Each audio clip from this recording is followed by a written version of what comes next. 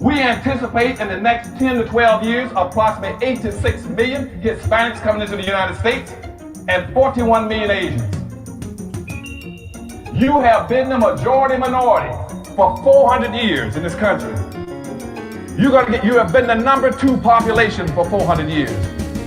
You're going to get kicked out of being number 2. You're going to go down and become number 4. Now, common sense, even a 3rd grade education would tell you, if you didn't get anything when you were number 2,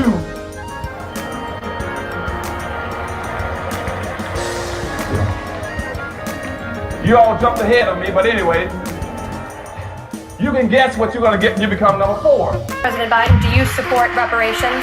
Well, I mean, since I haven't spoken on this, got a chance. Number one, the reason we're the country we are is because of immigration. We've been able to cherry pick the best from every single continent. The people who come here have determination, resilience. They are ready to stand up and work like the devil. We have 24 out of 100 children in our school today is Hispanic. The idea that we are going to walk away and not provide every opportunity for them is not only stupid and immoral, but it's bad for America. They are the future of America. At the very same time that America refused to give the Negro any land, through an act of Congress, our government was giving away millions of acres of land in the West and the Midwest, which meant that it was willing to undergird its white peasants from Europe with an economic floor. But not only did they give the land, they built land-grant colleges with government money to teach them how to farm. Now, this is what we are faced with, and this is the reality. Now, when we come to Washington, in this campaign, we are coming to get our check. We are owed $104 trillion on the very low end, plus $735 billion recurring. This number does not include the cost of about 50 Black Wall Streets that were decimated, nor compound interest from 2017 when Sean D. Rochester's book, The Black Tax, was published, nor the cost of Black life, nor the cost of living increases, nor the war on drugs, nor the current day pandemic. The number I'm working with is for slavery, Jim Crow, and accrued ongoing systemic racism, oppression, and disadvantage in the country our ancestors built with their lives. Good afternoon on the West Coast. Good afternoon in the mountains. Good afternoon in the central. Good afternoon on the East Coast. You know exactly who it is, family. Angela Nirvana, your hostess with the mostest on the Reparations perspective, bringing you those free and hot topics and making the case for reparations, making the case for weaponizing our vote, socializing our suffering. How y'all doing, family? It's so good to be here. Yes, I only come to you once a week because, honey, I cannot stand the traumatizing. I can't stand the trauma bonds. So I've decided I'm reinventing myself. I am getting back to my metaphysical roots where there is a bunch of Nam Yeho Renge Kyo. There's a bunch of peace that surpasses the rock you made it. Thank you. Oh, I got to say hello. These are my co-hosts that get in the chat early. I see you, Ado's Truth, Carolyn Harvey, DJ, Yaira, the Root Tracker, and The Rock. And to those of you who have yet to sign in as my co-host over here in the chat, welcome one and all. Twitter Space, Facebook, and ScrewTube. Yes, I'm back. I will be here because, listen, just because I decided to invite more peace and love in my experience because I am tired of the fights over reparations, it doesn't mean I'm not going to keep up my demand for reparations. That ain't going nowhere. But what we're doing in the end of every broadcast in 23 and forward is spiritualizing the experience. Yes, we'll be doing a spiritual treatment at the end, and you're free to stay after I weaponize these current events, because I'm still here demanding reparations and demanding that we weaponize our vote and socialize our suffering. That hasn't stopped because I decided to invite more peace into the experience. Y'all better come on over to Nirvana World TV and get you some. Okay. Now, for those of you, that's right, centering and balancing it all. We must. How do you think MLK Jr. did it? And those who walked with him did it. Happy birthday to you. What? Happy birthday to you. Happy birthday. Happy birthday, Dr. Reverend Martin Luther King Jr. We're going to get into a little bit of him this towards the end of the broadcast, because we must. It's his birthday, and what he did was huge, and what he did was epic, and what he did was in the spirit. He had God all in the mix. So yes, I know some of you atheists are over here. I love you anyhow. You believe in something, all right. I'm choosing to go back to what's always worked for me, to be a manifesting machine. And I want reparations to manifest, so I'm going back to what I know. And for those of you who want to join me over at Nirvana World TV, we're tackling one of the first resolutions of weight loss. But we're talking spiritual weight loss on that channel, and it is rich, and more rich. You better come and get you some. I think we're on day 6 or 7. I think day 6 is today. And so we'll be getting into it. And I do hope you make it over there. Yes, what they did to MLK, legacy is unforgivable. Yes, The Rock, it is absolutely unforgivable, because he, just like Yeshua, was not for the nonsense. You know how Yeshua upset the money changers? Well, Dr. Reverend Martin Luther King Jr. upset the money changers. He wasn't taking it laying down, okay? He was a fighter, and they murdered him, executed him, annihilated him, because he was fighting for what? Reparations. That's right. He was fighting for us to economically flourish in the country our ancestors built with their lives. But they co-opted him like they do everything, y'all. You know these culture vultures. And made him into some kumbaya, DACA dreaming kind of leader, kind of comrade, kind of freedman. Okay? But we're going to set the record straight today. Without further ado, because I got to come back at 6 o'clock, I'm telling you, my new broadcast is my happy place. Okay? I just started to feel heavy to bring you today's topics, but they must be told, because I must weaponize the current events to get y'all to weaponize your vote. I got to do what I got to do. It worked the last time.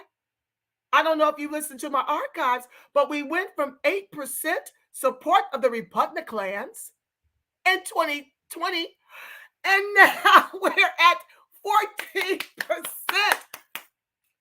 of American freedmen are invoking my freedmen protest voter strategy. Look at God, okay? We are weaponizing the vote to bring the Democrats to their knees. Hi, Brian Washington. Yes, we need more of the reparations, but guess what? Having them reparations in the quadrillions will get you everything else you need, okay? Over several lifetimes, okay? You can go buy your house. You can buy your education if that's what you want to do. You can start your own businesses. Hell, you can even leave America with 3 Ks, right? Run me my Skrilla, okay? Run me my Skrilla, and that's it, and that is all. I don't really need your programs that you give with the left hand and take away with the right. I've seen enough of that with my civil rights and with my affirmative action. I am good on your programs. Keep it. Because look at what they do. They manage to weaponize our never-ending Holocaust to give the come up to themselves, white folks, and Crayola white supremacy. That's all they do when they hand out programs. So unless y'all gonna put up a gate on the programs like y'all failed to do on civil rights and affirmative action. Keep that bullshiggity. I know what to do with my money. I manage my money quite well in today's time. Okay? I don't need nobody telling me what to spend my Skrilla on. If you ain't told the Jews how to run their Skrilla, you ain't told the Japanese, don't come up in here in Friedman's business and tell us what to do with our Skrilla. It's none of your business. Okay? So please, miss me with it.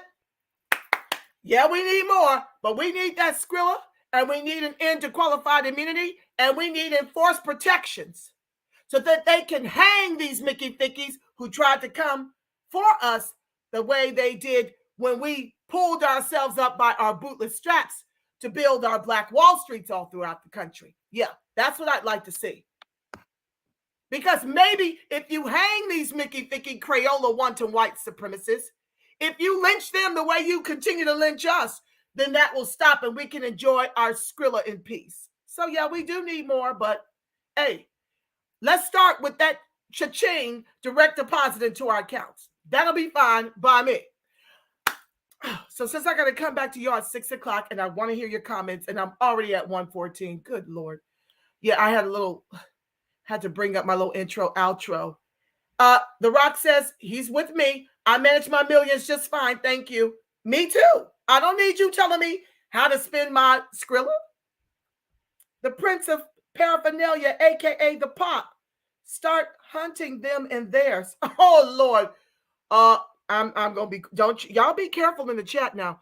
Y'all don't want to get mama shut down. They already censoring me. Speaking of which, let me run my banner. Y'all need to like, share, subscribe, turn on your notifications, and double check and triple check because ScrewTube is unsubscribing my people. And my people are complaining. Oh, with that being said, people are complaining that they can't see me over at Nirvana World TV. Well, Spirit is telling me to get out the way. It's not about me. It's about us having a soul connection. So I've got my avatar on there. And if Spirit move on me to do something different with that channel, I will. But I'm over there every day. I don't always want to put on my foundation and my lipstick and my eyeliner. Sometimes I just want to be sitting up here in my PJs and talking to you. Okay? And I'm not coming on camera in my PJs. So right now, in order for me to stay consistent, I am not on that space live. I don't even know that I will. I love just flowing with through my avatar. I don't know. I'm quite comfortable with that. It's more like a podcast. It's more like a fireside chat. Anywho, let's get into it, y'all. We got a lot to unpack. A lot. So where am I going to start? Oh, let's start here. And I pray that it will encourage you to weaponize your vote in 24. Hi, YVOC Info. Hi, OST, Big Loso, YT. I see you, fam. Thank you for joining the live. Angela, you look good even in your PJs. Oh, God bless you. Child, I really appreciate your kind words.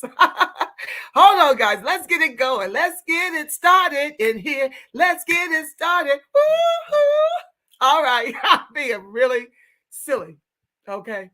Let me stop and just show y'all what's going on with our babies. What's going on with our children. These Mickey Fickies are destroying our children. Yes, they are. And we're going to talk about it. And I'm just going to go through the bullshiggity one at a time. And then we go put a spiritual treatment on it. So I do hope you stay for that. But if not, have a blessed rest of your night. That's all I can say to that. Okay. Let's see here. So Louisiana to imprison juveniles at Angola prison's death row. Juveniles, family. A new report shows the state is in the process of transferring at least 20 incarcerated minors to be housed at death row units in various facilities. Ooh, do we have a video? Let's see. Hold on, y'all. Let's watch the video. You know I love it. How long is the video, child? You know they will censor me, child.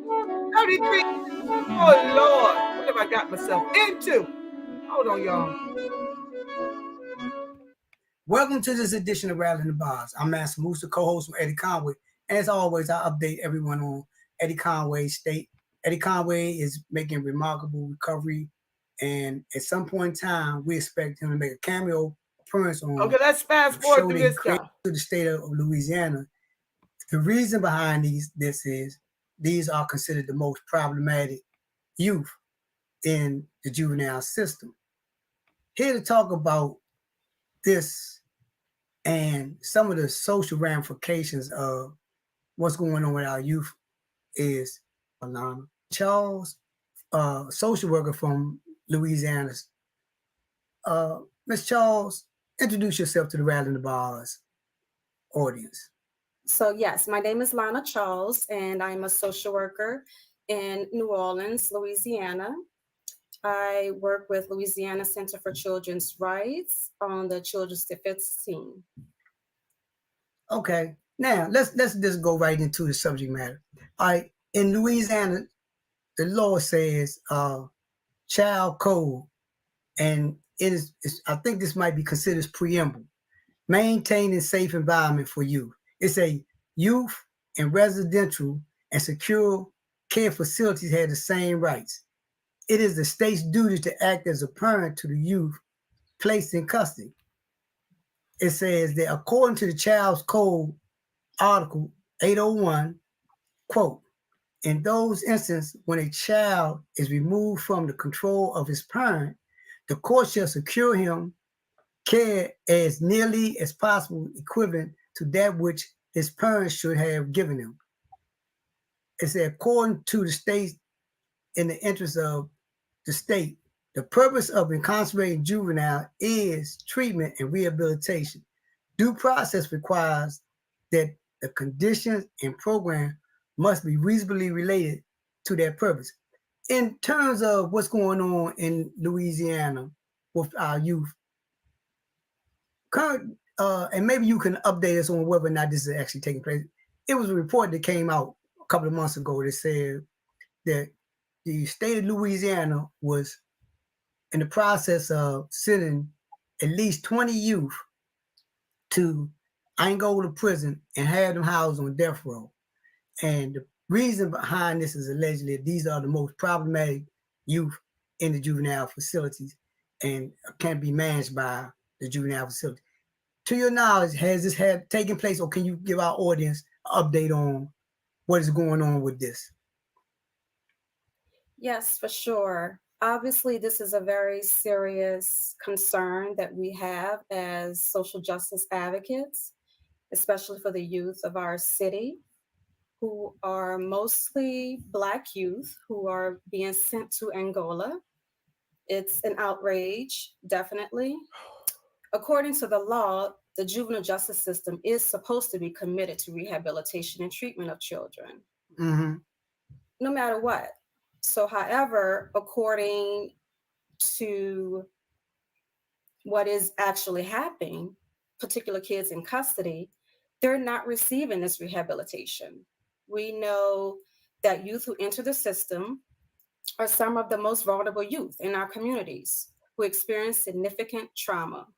Unfortunately, youth in juvenile prisons are experiencing punishment and not rehabilitation or treatment. So especially at the new facilities, OJJ, which is the Office of Juvenile Justice, has recently created, including Angola, they're resembling adult prisons where these kids are staying, right? And also at St. Martinville, which is another OJJ facility. So there's limited treatment and programming, and kids are locked in cells, they're shackled. It's resembling an adult prison. Imagine what that does for the young mind. A former incarcerated youth mentioned when he testified at the state capitol for the House Bill 746, which is to restrict the use of juvenile solitary confinement. This young youth, he's 21 years old right now, he quotes, "See, when you in jail, the only thing you got is your mind. So what you transform into is based on your environment and the influence around you. So this is what's happening right now in New Orleans, in Louisiana, in our state of Louisiana. The system, in principle, is to provide public safety and accountability. This is far from how it is implemented. Instead, it's a mechanism to keep people oppressed forever, right? Yeah. And our young people at that. So the large difference between the goal of the system and the reality as actually is happening now is a real problem here for kids and our community as a whole. And to dial down on that, when I was researching this, I noticed that in one voice they're talking about, in theory, that they're supposed to be providing rehabilitation and treatment, but in application, some of the juvenile facilities that now exist are just as barbaric as Angola.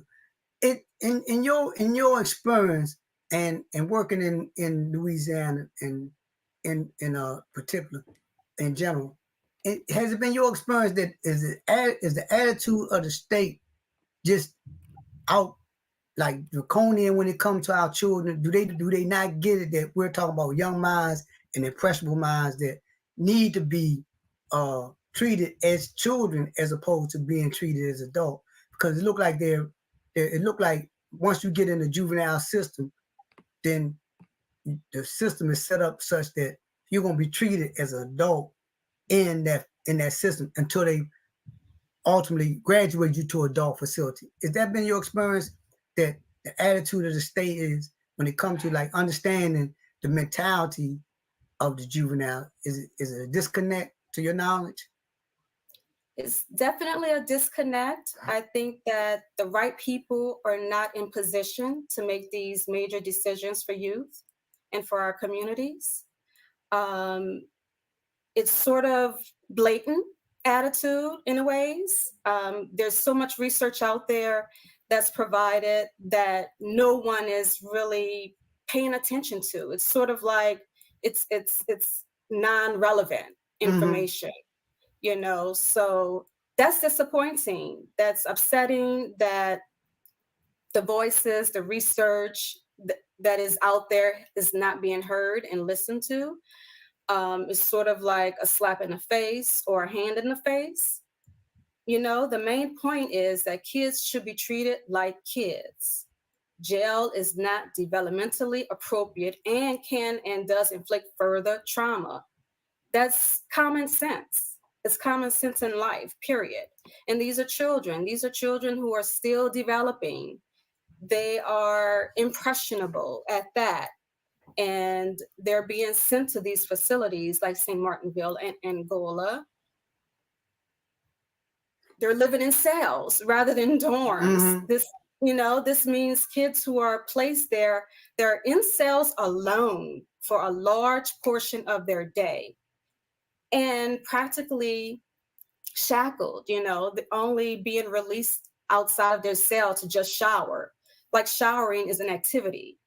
It's a necessity, it's not an activity. Right. So this is truly the outrageous things that are happening right now. That it's out of reach, it seems, for the powers that be, who should be well equipped enough to understand the ramifications of these outcomes and these things that are putting forth for our youth.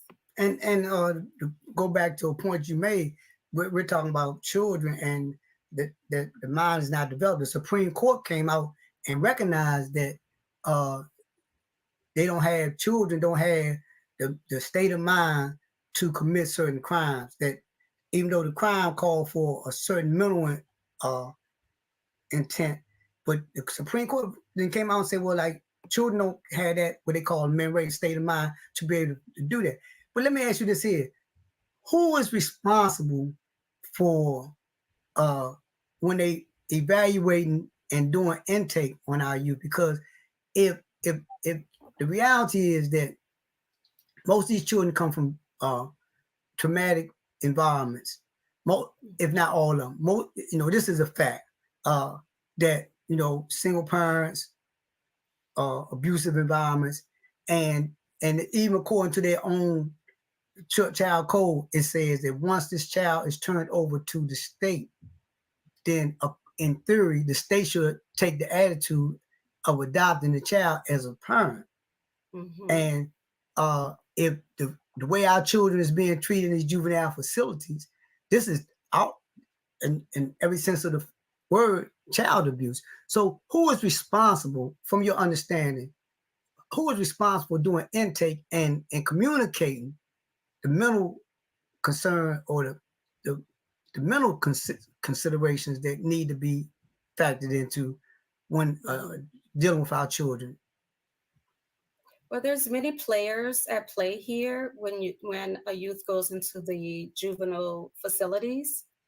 There are medical and mental health professionals that are there.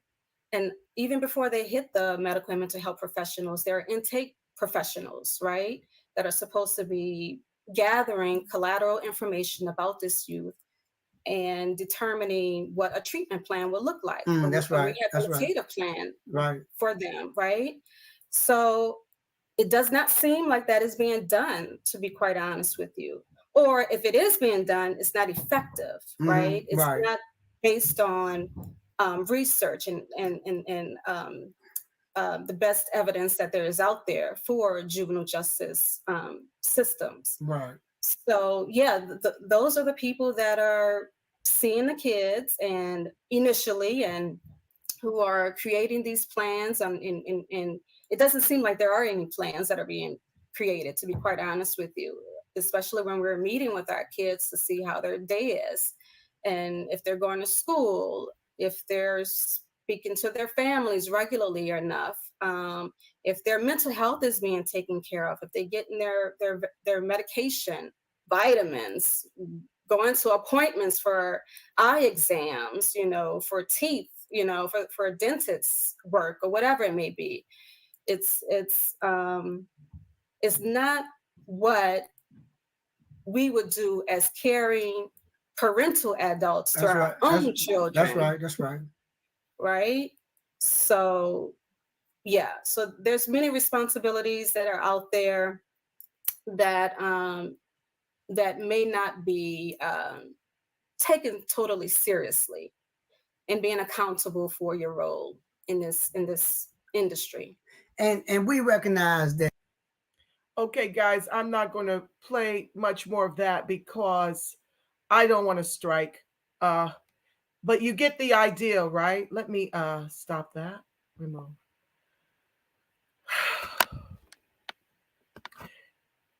You get the idea, right? Like they're supposed to be taking over in the role of a parent.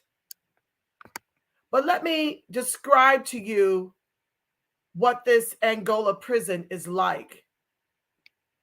It is diabolical. And you heard them say that the majority of our children, if not all 20 of the ones that have been relegated to this place, are our children. Okay, this is what I mean by when the Democrats and the Republicans create the problems and then want our vote to be the solution. And this is what happens when you don't engage politically, when you decide to withhold your vote, instead of trying to find candidates to get behind where they can't be in a position to do this to our youth. We have to weaponize the vote. And it's all-out war. But the Democrats have declared war on their most loyal voter base. And so what I'm proposing is a protest vote. But let's get into Angola prison.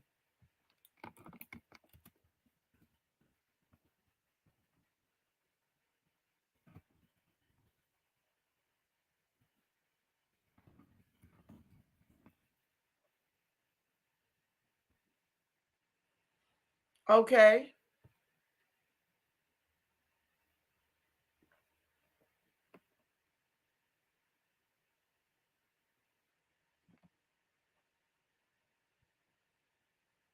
So, hold on, fam. I'm getting some pop-ups here. Just a second. Stand by. Please like, share, subscribe, turn on your notifications. Angola is the largest maximum security prison in the country.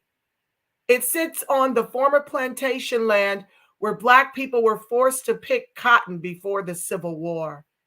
And in recent decades, incarcerated men have continued to work in the field for pennies an hour. So basically what they're doing is what they've been doing, right? Setting our children up for the preschool to prison pipeline. You see, they're not doing this to their white children. They're not shipping them to Angola, but they decide it's okay to take our children who already come from traumatic experiences, whom I am sure are being evaluated by Crayola white supremacists, because they need to feed the private prison industrial complex with more slave labor. Now they're coming for our children. Let me move on. What kind of prison? Okay, we discussed it was maximum security, has 6,300 prisoners and 1,800 staff, and that includes correction officers, janitors, maintenance, and wardens. Due to these large numbers, it has been given the nickname gated community.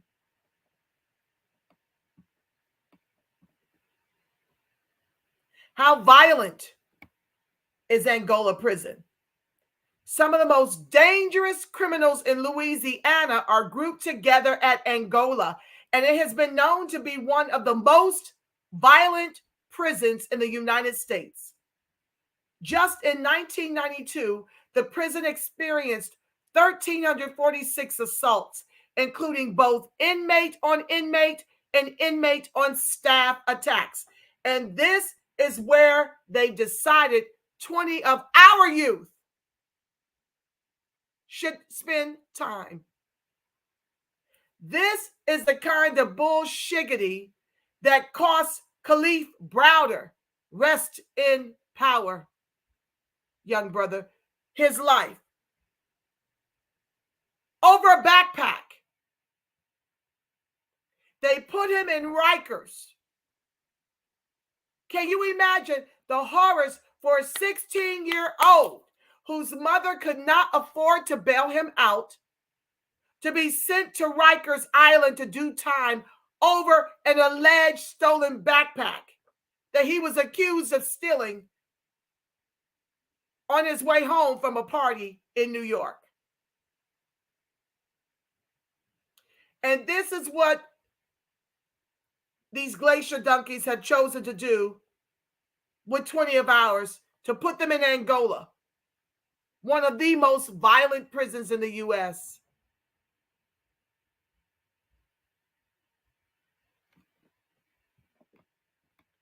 Why is Angola the bloodiest prison? In the 1960s, Angola once more fell on hard times and was christened the bloodiest prison in the South because of the high rate of inmate assaults.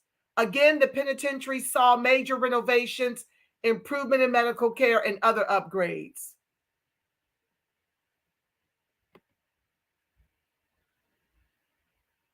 How many inmates are on death row in Angola? 72 inmates.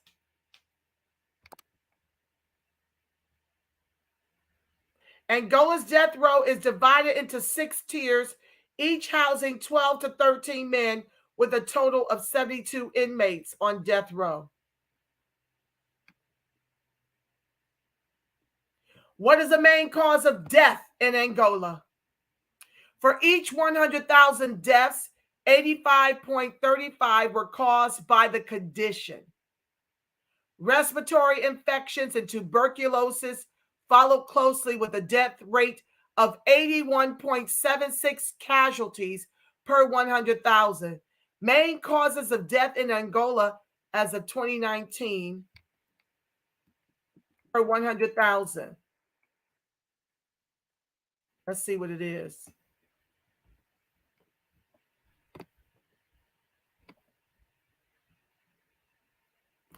Cardiovascular disease. Let me share this.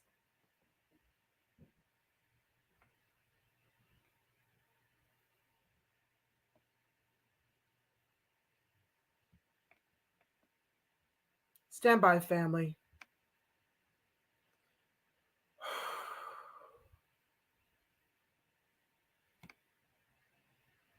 These are our people, family.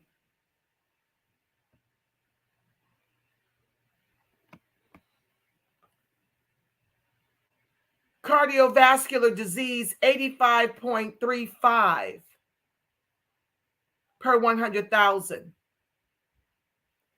Respiratory infections and TB, 81.76. Can y'all see that? Hold on. Yeah. Maternal, oh, where's my glasses? Maternal and neonatal disorders, 67.22. HIV/AIDS, 63.68. Enteric infections, 45.86.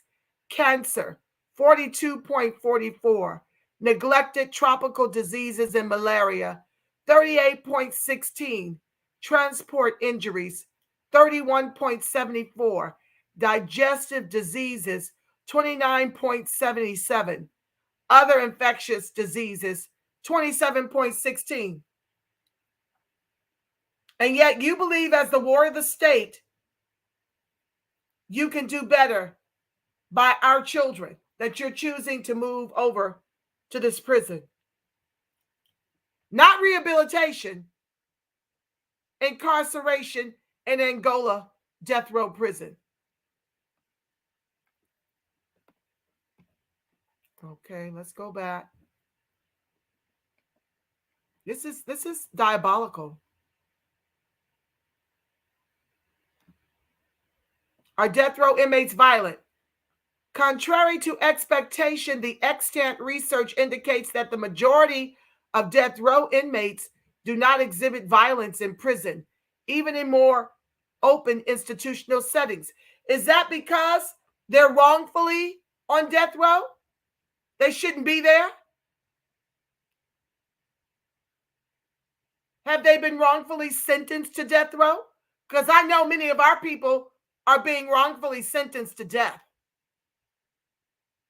Or could it be is that they got them in solitary confinement for 23 out of 24 hours of the day?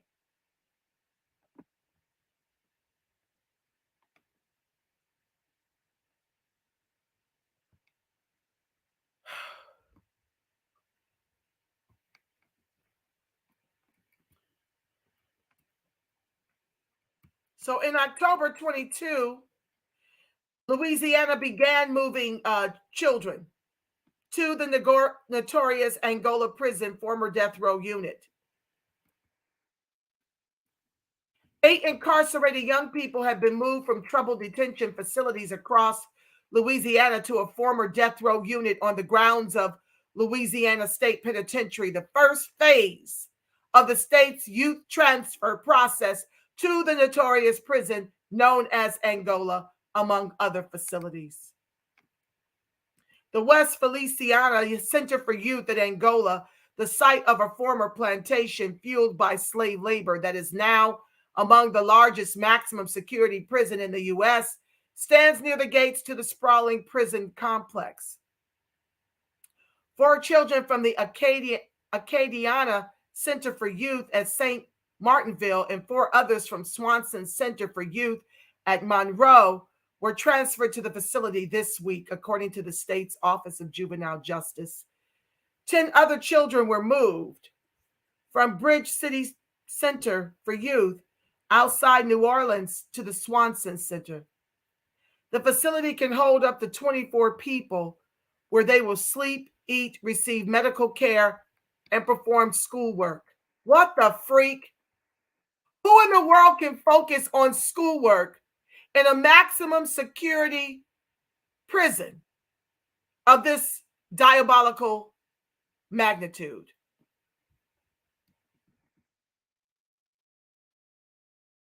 Civil rights attorney, former justice officials, and a federal district judge have criticized the move, which U.S. District Judge Shelley Dick called untenable and likely to cause psychological trauma and harm. While locking children in cells at night at Angola is untenable, the threat of harm these youngsters present to themselves and others is intolerable, said Judge Dick wrote in last month's ruling to approve the move. The untenable must yield to the intolerable. Ain't this about it?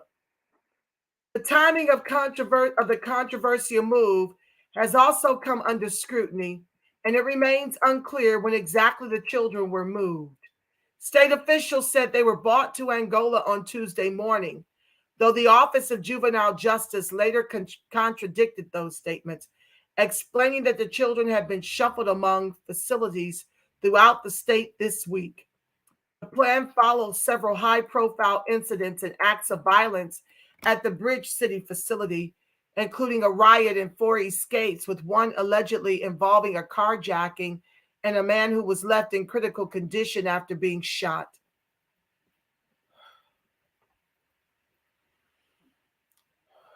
The new facility at Angola is intended to house some of the most troubled youth within the state's juvenile system for only a few weeks at a time.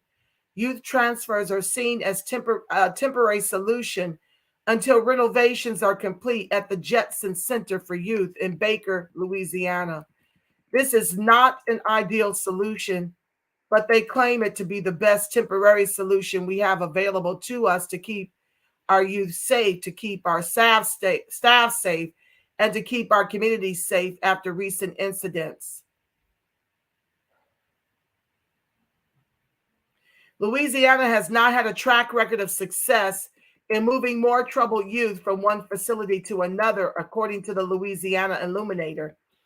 The state opened the facility in St. Martinville following a riot at another facility, but an investigation from NBC News and ProPublica later uncovered abuse and neglect at the St. Martinville site.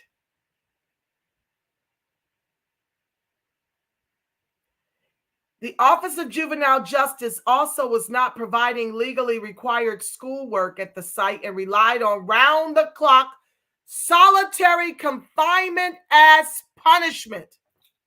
So you treat them like animals, and then you scratch your proverbial balls as to why they're rioting, as to why they're seeking to escape. And then you decide the solution is to put them in even more diabolical conditions.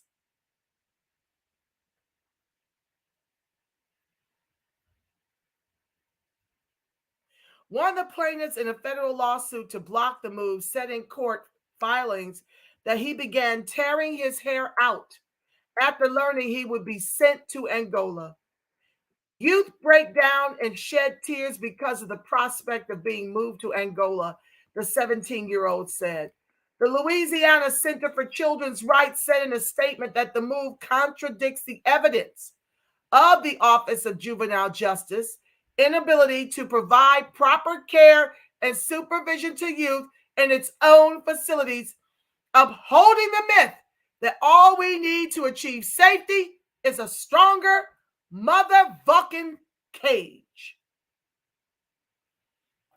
Moving children into Angola facility will not solve the problems that the Office of Juvenile Justice has been facing, the group added. It will only ensure the past repeats itself. Children will be held in solitary confinement, met with excessive use of force, and they will be denied the education and services they are entitled to and that are needed to reduce reoffending once they are released, if they make it out alive.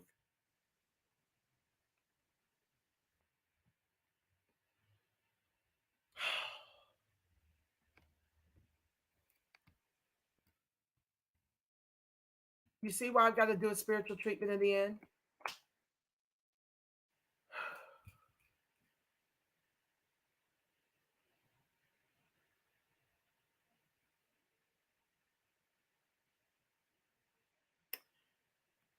Next, the end of cash bail is not a purge law in Illinois.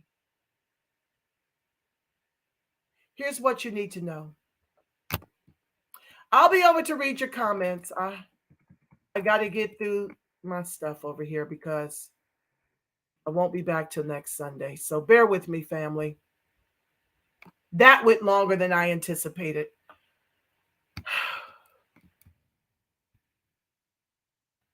Opinions about Illinois' elimination of cash bail as part of new legislation, which is set to take effect in the coming months, have surfaced across social media as well as in political speeches and ads.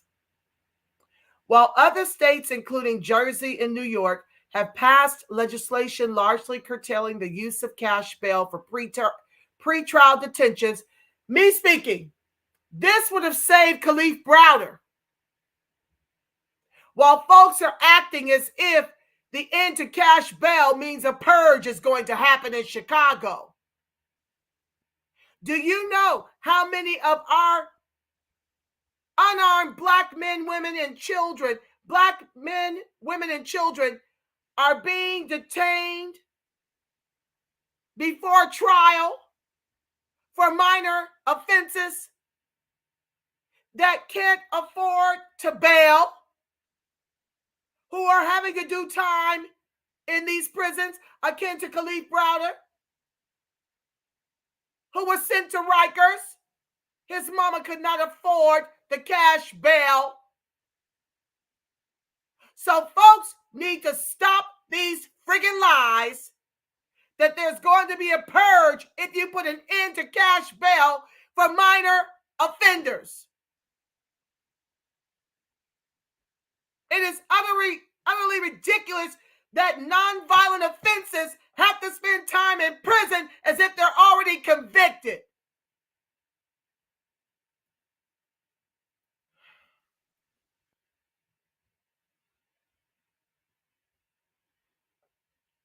The law has been front and center in election campaigns.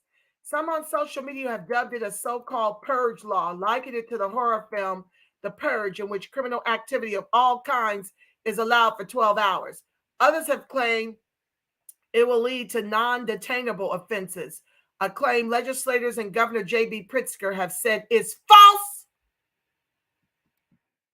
Under the law, the state will allow judges to determine whether individuals accused of a wide range of crimes pose a risk to another individual or to the community at large, and then decide whether to hold them in pretrial detention or to release them on their own recognizance. Here's what we know about the Pretrial Fairness Act.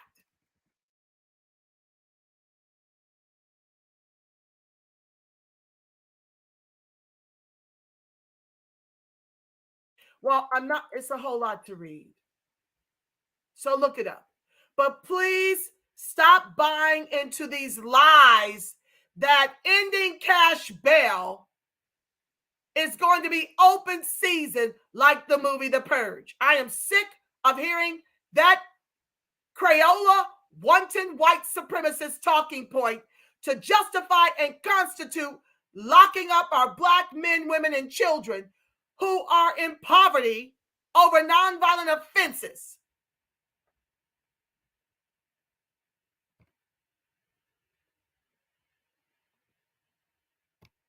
Next.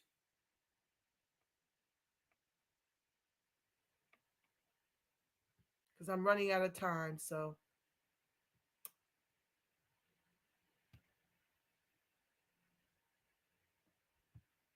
Okay, hold on, family. Give me a second. Please be sure to like, share, and subscribe. Turn on your notifications. Welcome to the live.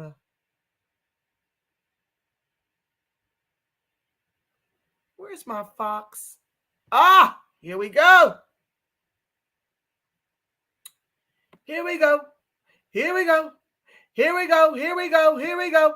Luxury New York City hotel worker on disability after injury from migrants, the illegals who the Democrats love to refer to as asylum seekers and refugees. No, we're the refugees. We are political prisoners up in this bitch, okay? Excuse me. Oh, ooh, see, this is why I had to start my metaphysical channel, y'all. This kind of stuff takes me out of character.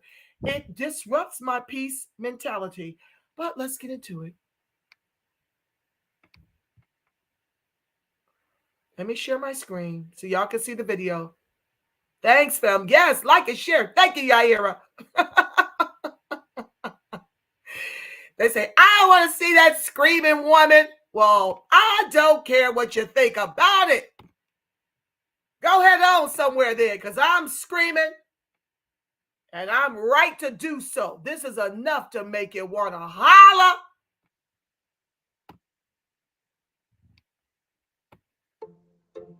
So I just switched to Verizon Business Unlimited. It is just right for my little business. We switched too. Unlimited premium data, unlimited hotspot data. My point of sale is on. Let me mute that until they stop this nonsense. I don't even know how to stop it. Oh, there's no place to skip it or nothing. It's just going to force you to suffer through it. Oh, get on already.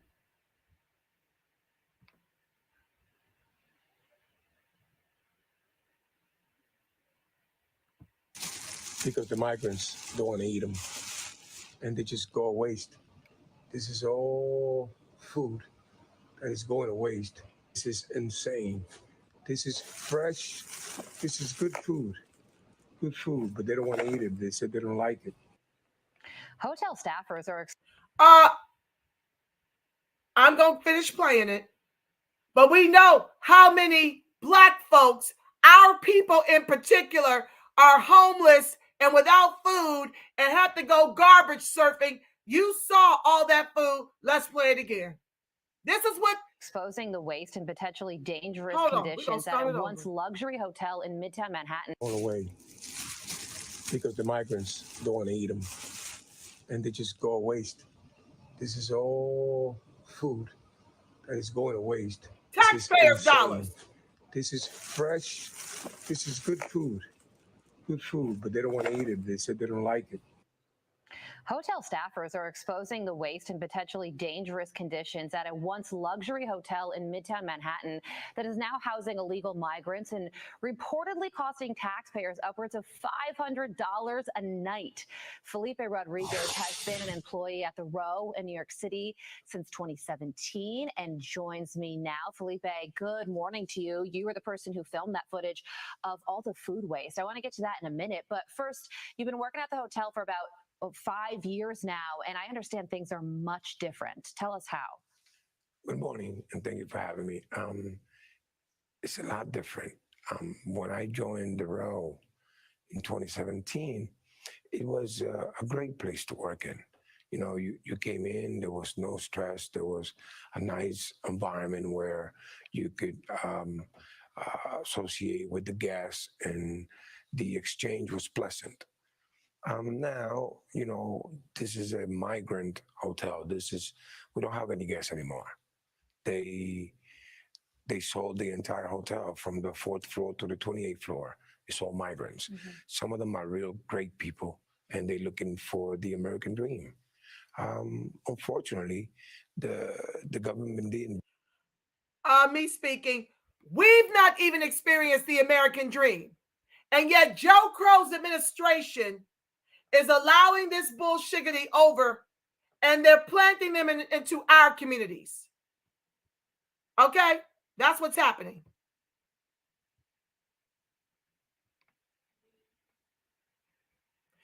Oh, hold on, y'all.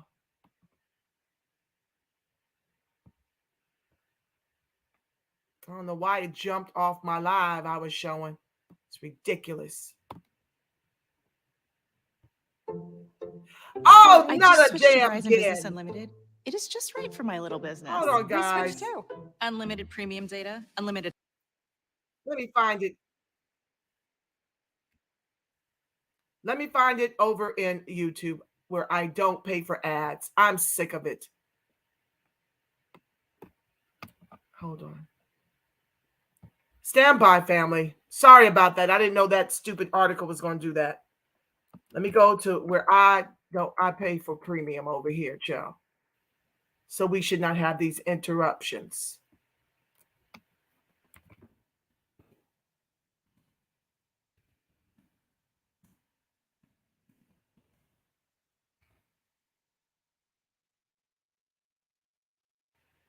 Let's see here. Hold on, guys. Just a second.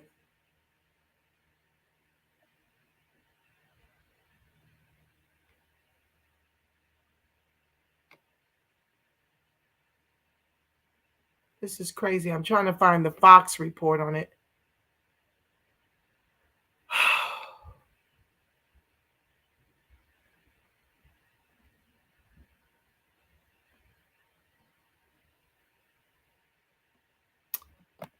Well, here's one that's shorter. This is not the one I really want. Oh, let's go back. I'm sorry, guys. They're not giving me the one goes off on migrants causing chaos in taxpayer-funded hotels. Let's see here. Hold on.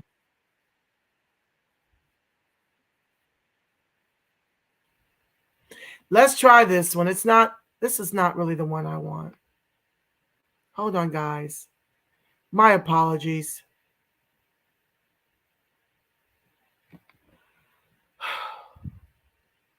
Let's go back to the article because that's the one I really want to show y'all. This is not telling the story. I want to know where that guy is. Let me put something else in the hotel worker injured at migrant hotel.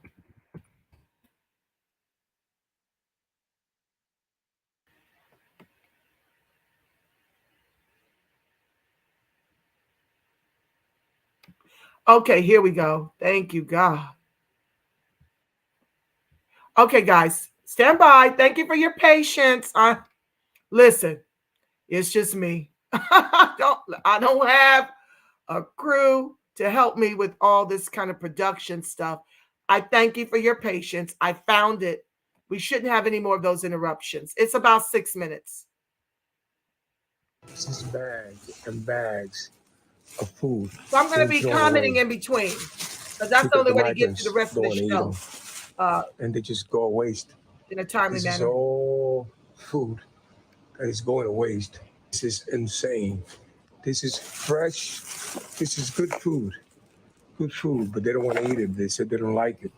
Now, what you just saw is this huge amount of food that's been thrown away daily at this big New York City hotel that's being used to house illegal immigrants. Now, according to this whistleblower, more than 36,400 have come to New York City in the last few months, and city officials have put them up in at least 14 hotels, one of them being The Row in Times Square. Now, that's where the pictures that you're seeing right now were taken. My next guest, Felipe Rodriguez, says that he's worked there since 2017, but now that illegals have taken it over, the place is complete chaos. And Felipe joins me now. Felipe, good to see you tonight. Now, when you say chaos, tell us what you mean. Fights, drugs, altercations, other violations? Good evening. Nice for you to have me. Thank you. The chaos that we see at the Row today is compiled by migrants being drunk, drinking all day, smoking marijuana, consuming drugs, and domestic violence, people having sex in the stairs, young people, teenagers. They use the fire exit stairs to go in there and do what teenagers do. We have people, actually trying to act like the hotel is theirs and we have no rights. The the form in which they keep their rooms is horrendous. They don't clean it. They don't fold their clothes. They don't. I mean, it's in piles and piles. They're hoarding clothes. They're hoarding whatever they can hoard, and there's no accountability. And when you go into a rooms and you say something, the hotel management, especially the GM, has directed us that we're not allowed to tell them nothing, and practically they have carte blanche at the route. So Felipe, so what you would say that is that you don't see this sort of expected gratitude for free housing, free food, obviously shelter in a city where rent is very expensive. You're not seeing a lot of that. When there was a time in 2017 where I paid a lot of money to house my wife and my kids, and I paid cable, I paid gas, I paid light, I paid my car payments. There was a lot of stuff that I had to be responsible for. Fortunately for the migrants, they got the government of the United States to hand them carte blanche to pretty much do as they wish. With They our go in and out of the reparations. hotel at will. You got people sick in there. They're spreading all type of illnesses, chicken pox, COVID, what you may have. They don't have to have the jab. And nobody is telling them they can't do that. So right now, the ones that have... I got to say this. You got public and private sectors demanding that you show proof of the jab, while Joe Crow allows millions to cross that border and not require they be jabbed.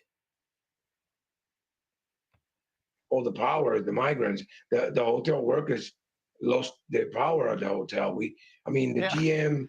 But folks want to argue me down that Trump's mean tweets and calling Africa a ish-hole country is more egregious than what we're experiencing right now, with the Democrats flooding the country with illegal immigrants on our dime. All of what they're spending, $500 a night per person. Come on now. But you don't have money to make American freedmen whole. And I want y'all who voted for Joe Crow to understand that this is what you're doing to your very own people. Because when they're done trashing the role, and then they drop them into our communities, and then they put them in office, and they give them education to lord over us. When you vote blue, no matter damn who, or you withhold your vote, you do so to American freedmen erasure and replacement. Because immigration is our most imminent threat, as I've stressed in archive after archive after archive over the past few years. And this is by way of the black vote. It doesn't have our back. I guess all he cares about is making the money that he's making. But I don't want to turn this into a personal grievance about the GM or how the hotel is run. What we're interested in, Felipe, is what's happening with the use of taxpayer dollars. New York, it's estimated, has spent about $1 billion. That's the estimate. $1 billion while American freedmen are being legislated out of the state of New York. They're forced to move out because they're choosing to take $1 billion to spend on illegals who clearly have no home training, who clearly are not being vetted, over giving American freedmen the reparations we are long overdue.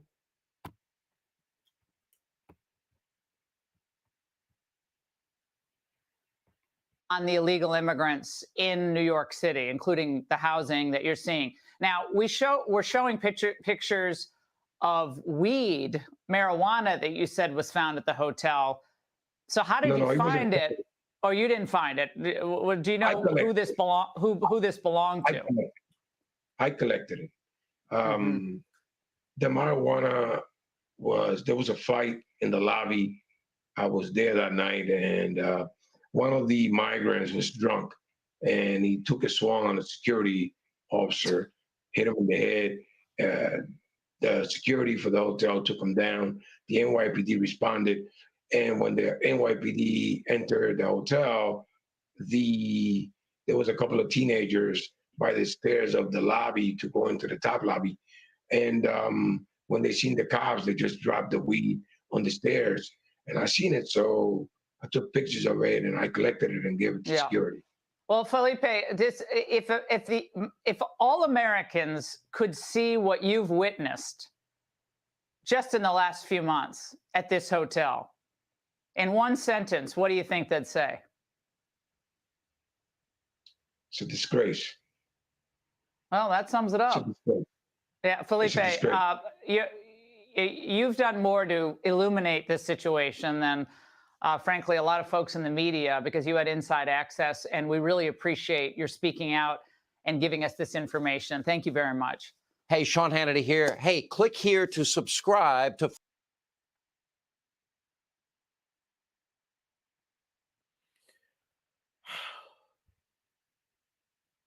But I'm the crazy one to insist on a Friedman protest voter strategy. Me and Dr. Claude Anderson, we're crazy for pushing back against immigration, for demanding a moratorium on legal immigration and to end illegal immigration under the guise of dreamers and refugees and asylum seekers.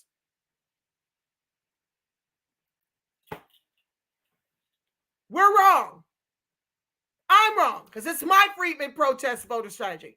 I'm wrong for pushing that. Well, this is coming directly to our communities, and where will American freedmen flee to? Because we're being discriminated against because we refuse to take the venom. You see folks dropping like flies. Research pine needle tea. For those who have taken the venom, research pine needle tea. That's your lifeline. I can't speak too much over here because they love to erase my channels. They love to erase my channels. They love, not my channel, but they love to erase my broadcast when I talk about that. So, Black folks are being excluded from the workplace, American freedmen specifically, because Black immigrants are more prone to get work, paying American wage, so they can live amongst Crayola wanton white supremacists than are American freedmen. So you discriminate against them because of their race, and now you're discriminating against them because they refuse to take the jab, even though 68% of the world allegedly has jabbed. Now Bill Gates is talking about a whole new pandemic.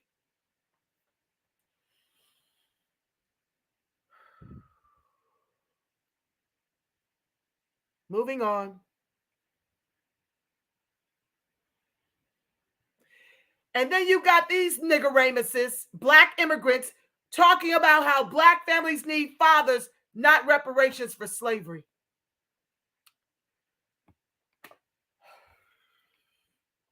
And now Umar Johnson, who was against reparations, is fighting for Pan-Africanist reparations. They must have all had a round table to pile on. Let me share my screen. Thank you guys for joining the live. I'll be able to tell you hello. I got to get through all the bullshiggity because I need to do this spiritual treatment. Like in between every segment, I need to do the spiritual treatment. We're outmoneyed, we're outmanned, we're outgunned. The only way to defeat this is to crush it in the spirit like our ancestors do. That's coming towards the end. I'll be over to play with y'all in a minute.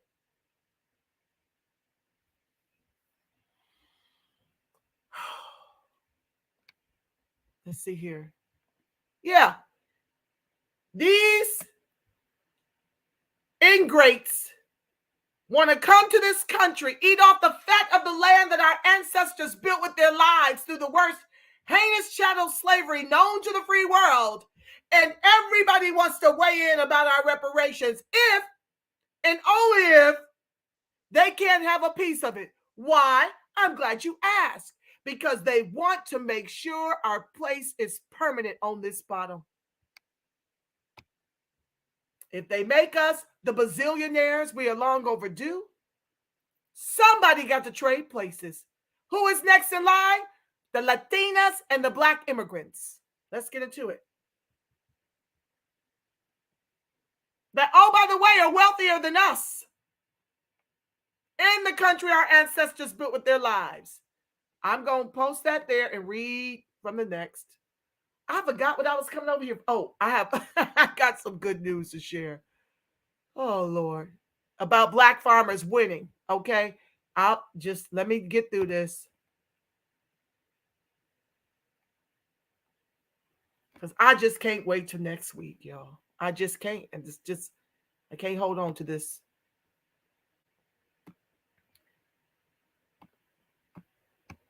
Okay.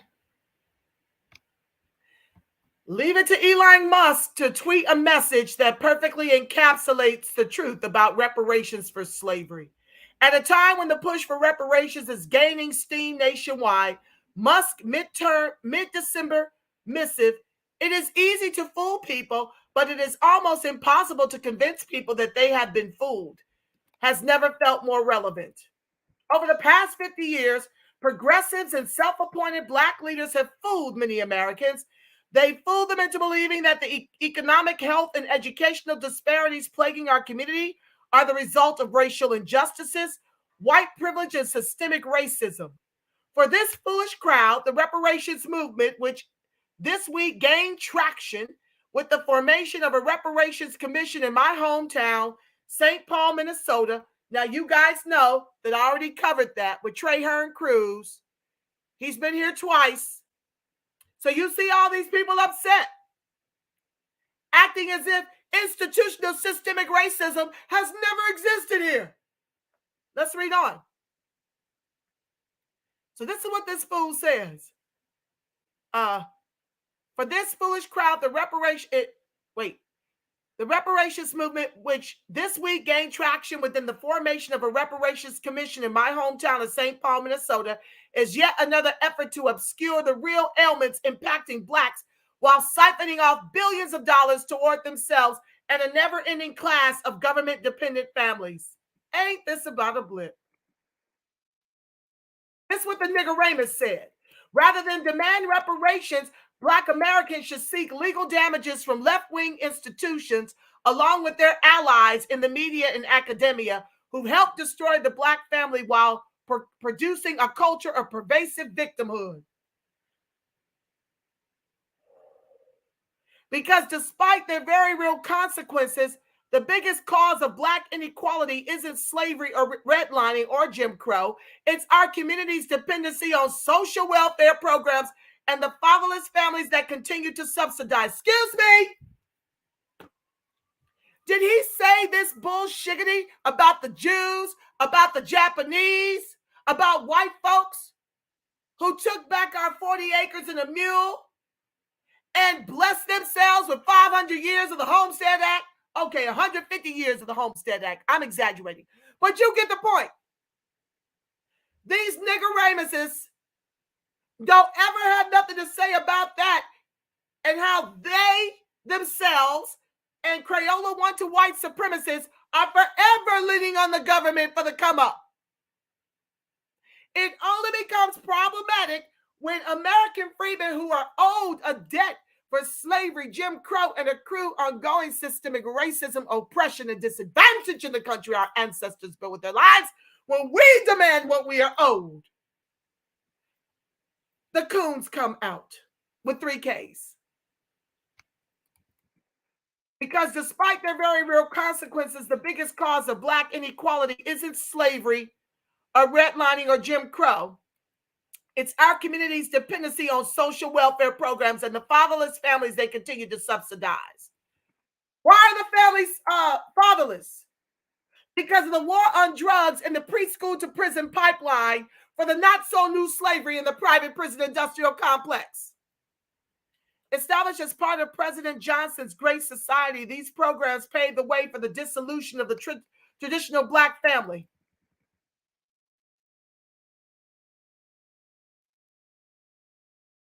Okay, I'm not going to read any more of that garbage. If you want to read it, you can check out the New York Post article. But you get the idea.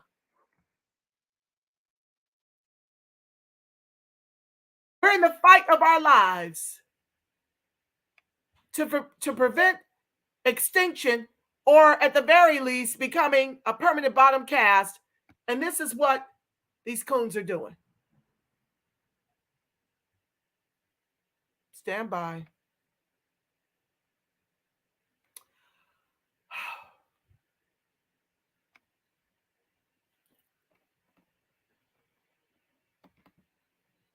I'm going to do that one later. I'm trying to get to the main event, child, so we can talk about King and I can pray us out.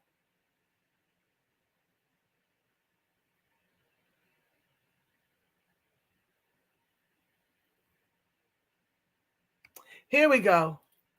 This is some good news. Until they come up with a way to undo it.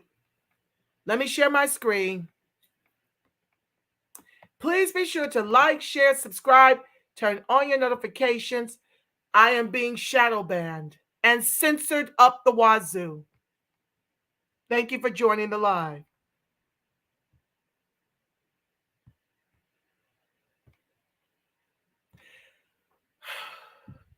Until they find a way to undo it, child. Let's get into it.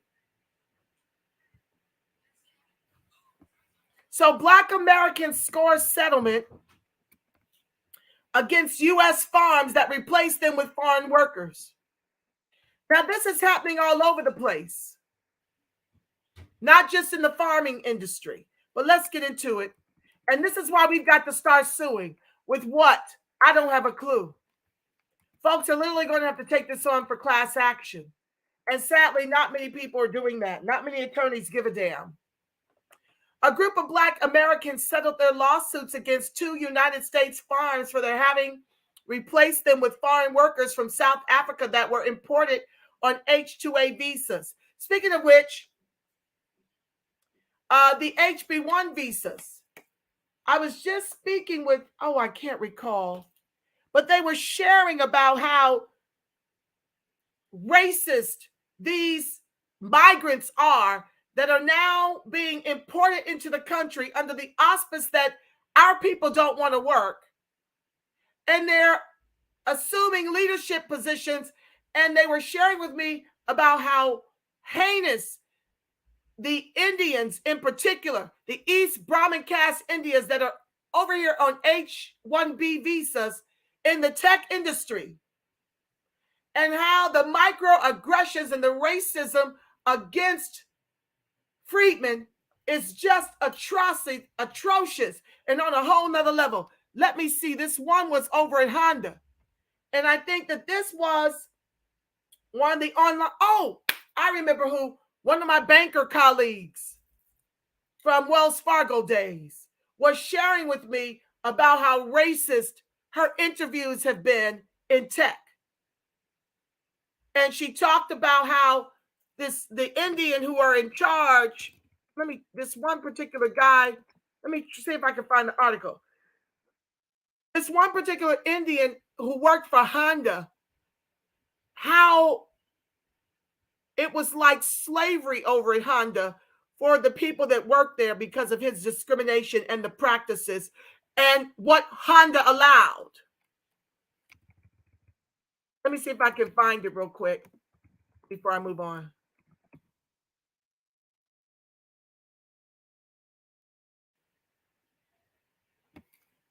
Let me see. Honda lawsuit. Honda settles claims for $24 million over alleged. Ain't no alleged. Hold on, family. Honda settles claims for $24 million over alleged racial discrimination on car loan rates. I'll bring that up another day. That wasn't what I was actually looking for.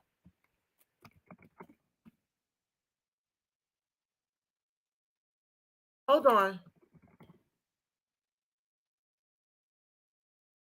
FTC says Bronx Honda discriminated against African American and Hispanic consumers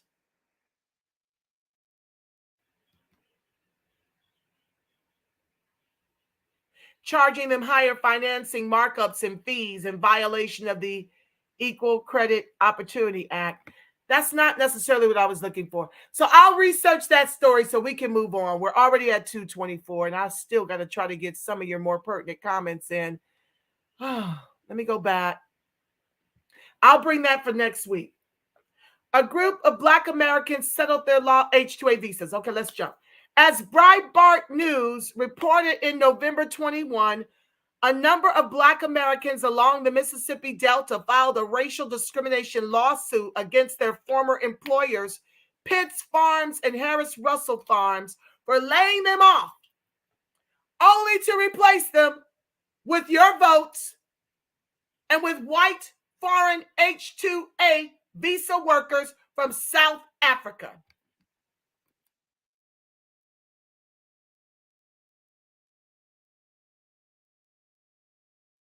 Data shows U.S. farms use the H-2A visa program to import cheaper foreign visa workers. The Black Americans who filed the lawsuit claimed they were paid $7.25 to $8.25 an hour, while the foreign H-2A white visa counterparts were paid nearly $12 an hour. The settlement, of which the terms have not been publicly disclosed, will send a message to employers looking to discriminate against Americans in favor of foreign visa workers, lawyers representing the Black Americans suggest. These settlements are an important step, and we're going to keep moving forward in an effort to eradicate these abuses throughout the Delta, Attorney Rob McDuff said in a statement. Attorney Amal Buhabib said many other Delta farms are engaging in these unlawful practices. And she expects more suits will be coming against those who do not pay fair wages to the local workers. The H-2A visa program allows U.S. farms to annually outsource an unlimited number of American jobs to foreign workers who can extend their stay for up to 3 years. The foreign families of H-2A visa workers can also come to the U.S. on H-4 visas.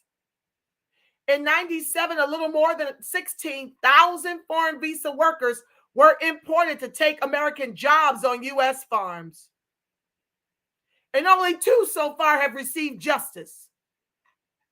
By 21, the number ballooned to a record 258,000 foreign visa workers, an increase in the H-2A visa program of more than 1,500% in less than 25 years. We look forward to continuing this campaign in the Delta and bringing some measure of justice to the workers who have been underpaid and mistreated for many years, Mississippi Center for Justice President and CEO Vangela Wade said in a statement.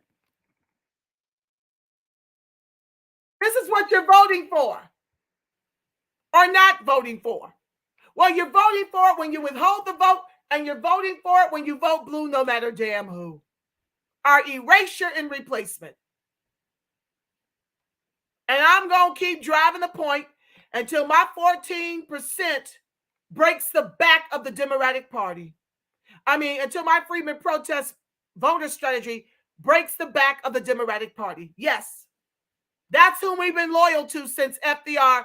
That is predominantly who owes us. And they're not fighting for us. They're fighting for a study, which includes all blacks and is more akin to CARICOM with no Skrilla. No, thank you. Keep that bullshiggity. That's why I can't prevail. Let me stop sharing that and get into my last for today. I mean, we got so much more, but we'll do some next week. I want to just do something about King, this headless statue that I thought was beautiful until I realized it was a $10 million vanity project that excludes the heads of Dr. Martin Luther King Jr. and Coretta. I don't understand. It can be anybody.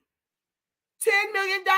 I think Dr. King would have preferred that it come to the people over headless statues embracing.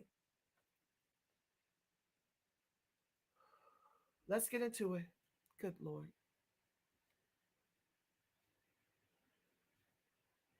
Let me share my screen.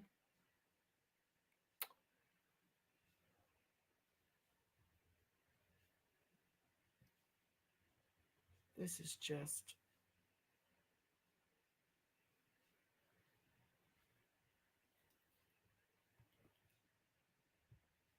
Make sure y'all can see it.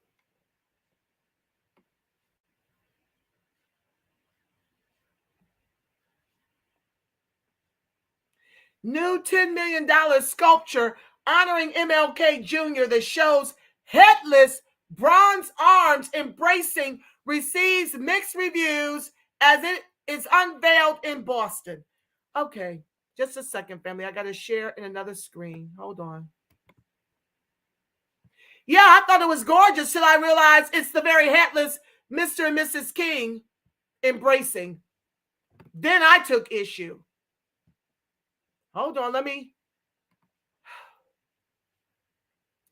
I want to scroll up and show it to you. If you haven't seen it already, it's hard to even make out what it is.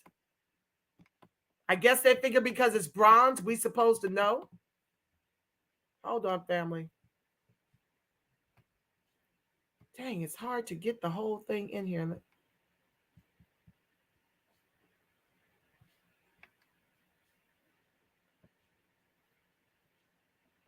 Oh, it's all this crap at the top.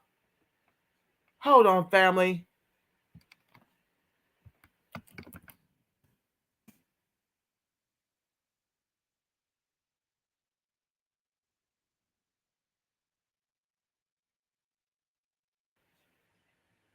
I'm going to try to blow this up, and then I'm going to just show this picture.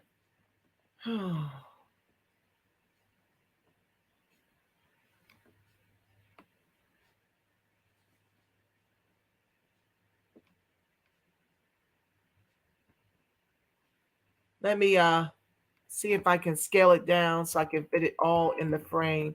Ah, this is better.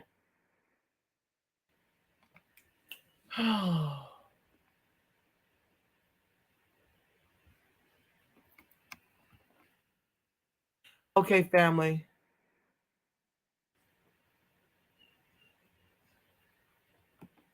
Okay, I'm going to stop sharing the article so I can show you the bronze statue. The headless bronze statue. And you guys weigh in. Maybe you ain't got no problems with it. Maybe it's just me. Maybe it is just me. Child. It could be.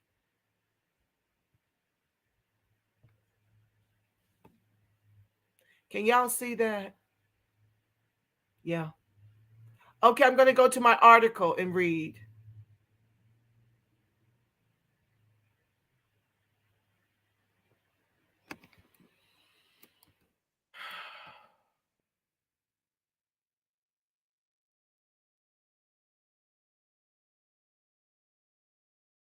Oh, where's it start? This is really on the nerve.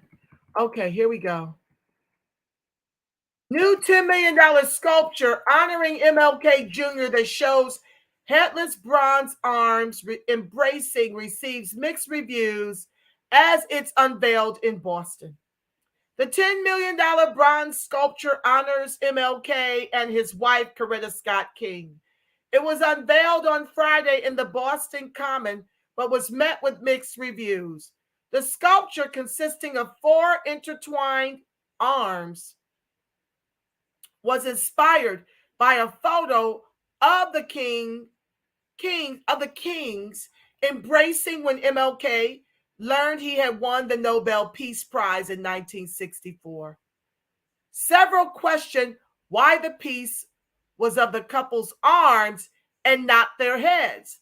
The piece, entitled The Embrace, is the largest memorial dedicated to racial equity. A bronze sculpture honoring the late, great Martin Luther King Jr. and his wife, Coretta Scott King, was unveiled in Boston on Friday to mixed reviews. The 20-foot high piece, The Embrace, depicts the famous hug. Okay, but the $10 million artwork shows 2 disembodied sets of arms with no heads, sparking confusion among many art fans and followers of the civil rights icon. Some King family members were among the large crowd that turned out for a ceremony at the Freedom Plaza of the Boston Common, where the piece was shown off for the first time, featuring only the couple's interlocking arms. Several people online questioned the artist's decision not to include the couple's heads, but others were moved by the piece, which pays tribute to the iconic couple who fell in love in Boston and then went on to make a difference in the world. I'll show you the picture after I finish the article. The sculpture is one of the country's largest memorials dedicated to racial equity, a privately funded King Boston organization said last year. Now, I believe the Kings would have preferred this go to the people. I don't think they ever needed this vanity project, okay? It was designed by Hank Willis Thomas and Mass Design Group and was selected out of 126 proposals and installed on the Boston Common, not far from where King led a rally and march in 1965. When photos and video of the sculpture debuted online, some Twitter users were confused by the art. One Twitter user called it a horrible sculpture, while another tweeted that it did not translate well. "This is awful," the British rapper Zuby added. One user shared an image of the piece that showed it at a better angle. "It's unfortunate that our first sighting after the unveiling is the worst possible angle," the user wrote. "Here's what we should have seen." Another user slammed the sculpture for not honoring the original photo, of which I'll share with you. Stand by. The original photo that this inspired was beautiful and perfect. Why not just honor that with a replica instead of this horrible, odd, weirdly sexualized bronze blob? Hashtag MLK sculpture, hashtag MLK. Another wrote, "Finally, some feel good news. Beautiful sculpture. Thanks for sharing." The sculpture was unveiled as a part of annual tributes and commemorations of the life and legacy of the Reverend Martin Luther King Jr., which began nationwide Friday.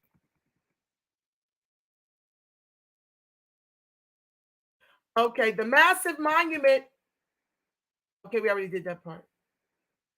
The civil rights leader and his wife, first met in Boston in the early 1950s when he was a doctoral student in theology at Boston University, and she was studying at the New England Conservatory of Music. They both loved this city because of its proud heritage as a hotbed of the abolitionist movement and its unique intellectual and educational resources, their son Martin Luther King III said during the dedication. And indeed, Boston became a place where they forged a partnership that would change America and make a powerful contribution to the Black freedom struggle. That's what I see in this beautiful monument. They both love this city because of its proud heritage as a hotbed of the. I just read that. Okay, I don't know. Boston became. Okay. Yolanda Renee King, they repeated that, y'all. Daily Mail, UK. Yolanda Renee King, who never met her grandparents, said she and everyone else are challenged to carry forward the couple's unfinished work. This is the spirit we must keep as we commemorate the King holiday, the 14-year-old said as those in attendance cheered. Let's make it a great day of community service, a day of brotherhood, a day of sisterhood, a day of using your platform for good, a day of love and healing in the spirit of this wonderful monument. The Embrace, a new memorial in the Boston Common honoring the legacies of Dr. Martin Luther King Jr. and Coretta Scott King, will be unveiled this Friday. Before the celebration, we reflect on the process and partnerships that have made this historic project possible. Okay, I'm almost done. Imari Paris Jeffries, Executive Director of Embrace Boston, the organization behind the memorial, noted the significance of the sculpture's placement at the Boston Common, America's oldest public park, and a high-traffic area with millions of city residents and visitors walking its paths every year. I think Boston has this reputation of being the city of heroes and abolitionists like W.E.B. Du Bois and Frederick Douglass, simultaneously with this reputation of not being friendly and in some cases being described as racist. They are racist. It's Boston, for God's sake. They are racist. You heard the niggerants in that article I just read you. Oh, that wasn't Boston. Sorry. The country's racist with 3 Ks, okay? These people are downright racist. Yes, they are. That don't change because you put a 20-foot bronze headless statue of Dr. Reverend Martin Luther King and his lovely wife, Coretta, in the middle of your square. It doesn't change how racist you are, Boston. Stop it. All this symbolism over giving that money as a form of reparations. The Kings don't require this. Exercising vanity and ego, edging God out. The organization is also raising money to build an economic justice center in the city's historically Black neighborhood where MLK preached. Now that's what you should have done with the $10 million.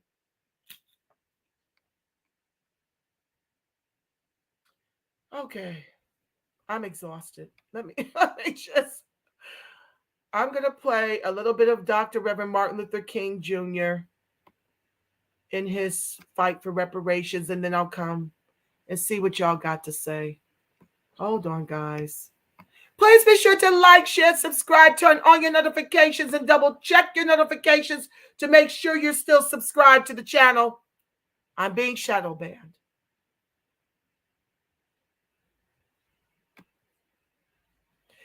Happy birthday, Dr. King. We love you. Thank you for everything you did to push us forward. Let me share.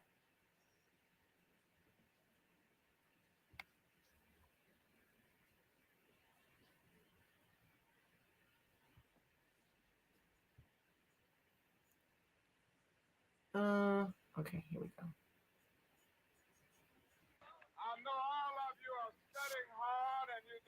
Oh, Lord, that sounds so low. In the last 2 months of his life, Dr. King faced the idea that civil rights alone could not solve the problem of poverty. In Mississippi today.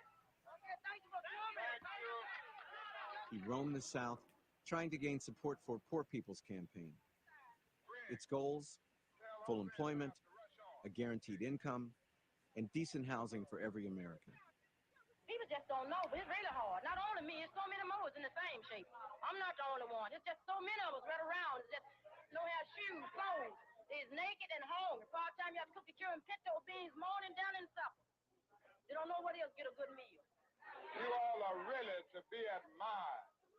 And I I want you to know that you have my moral support. I'm going to be praying for you. I'm going to be coming back to see you. And we are going to be demanding when we go to Washington that something be done and done immediately about these conditions.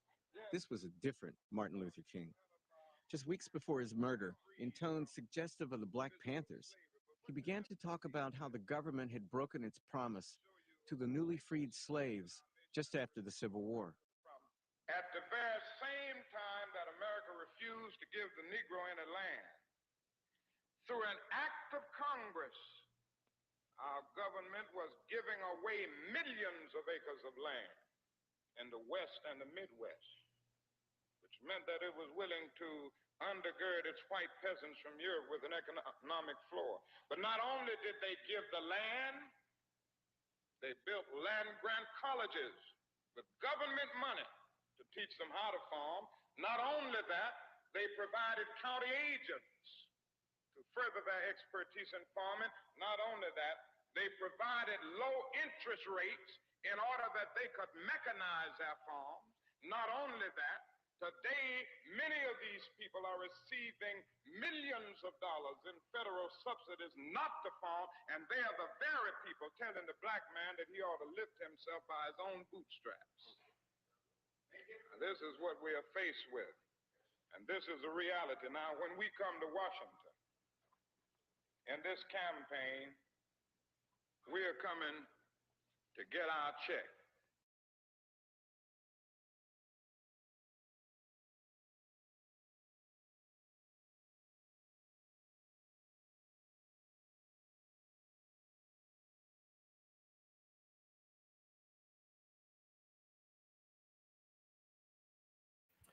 Thank you, ancestors, for everything you did, family. Thank you, ancestors. Thank you, ancestors. Thank you, Dr. Reverend Martin Luther King Jr. and everyone, all of the ancestors who stood up so that we can make the advances we've made to date. But we still have so much further to go. Oh, hi, Hula Gang. Thank you so much. This is a good speech. It was the best. It's at the top of my broadcast, too. Let's go. Oh my God, I only got 15 minutes to read. Okay, y'all. Let's blaze through.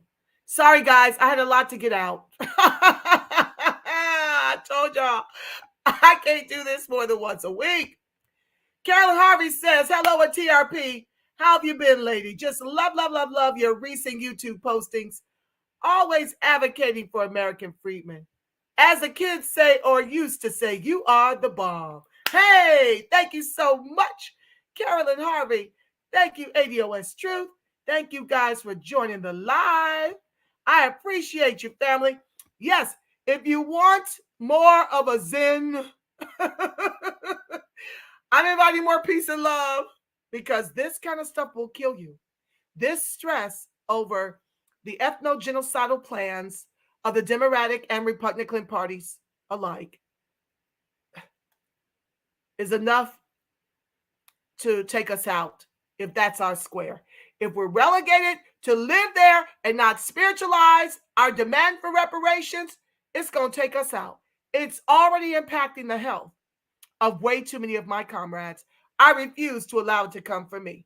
So if you'd like to come and join us in spiritual weight loss, we're on day 6 at 6 o'clock. I'll be back over at Nirvana World TV.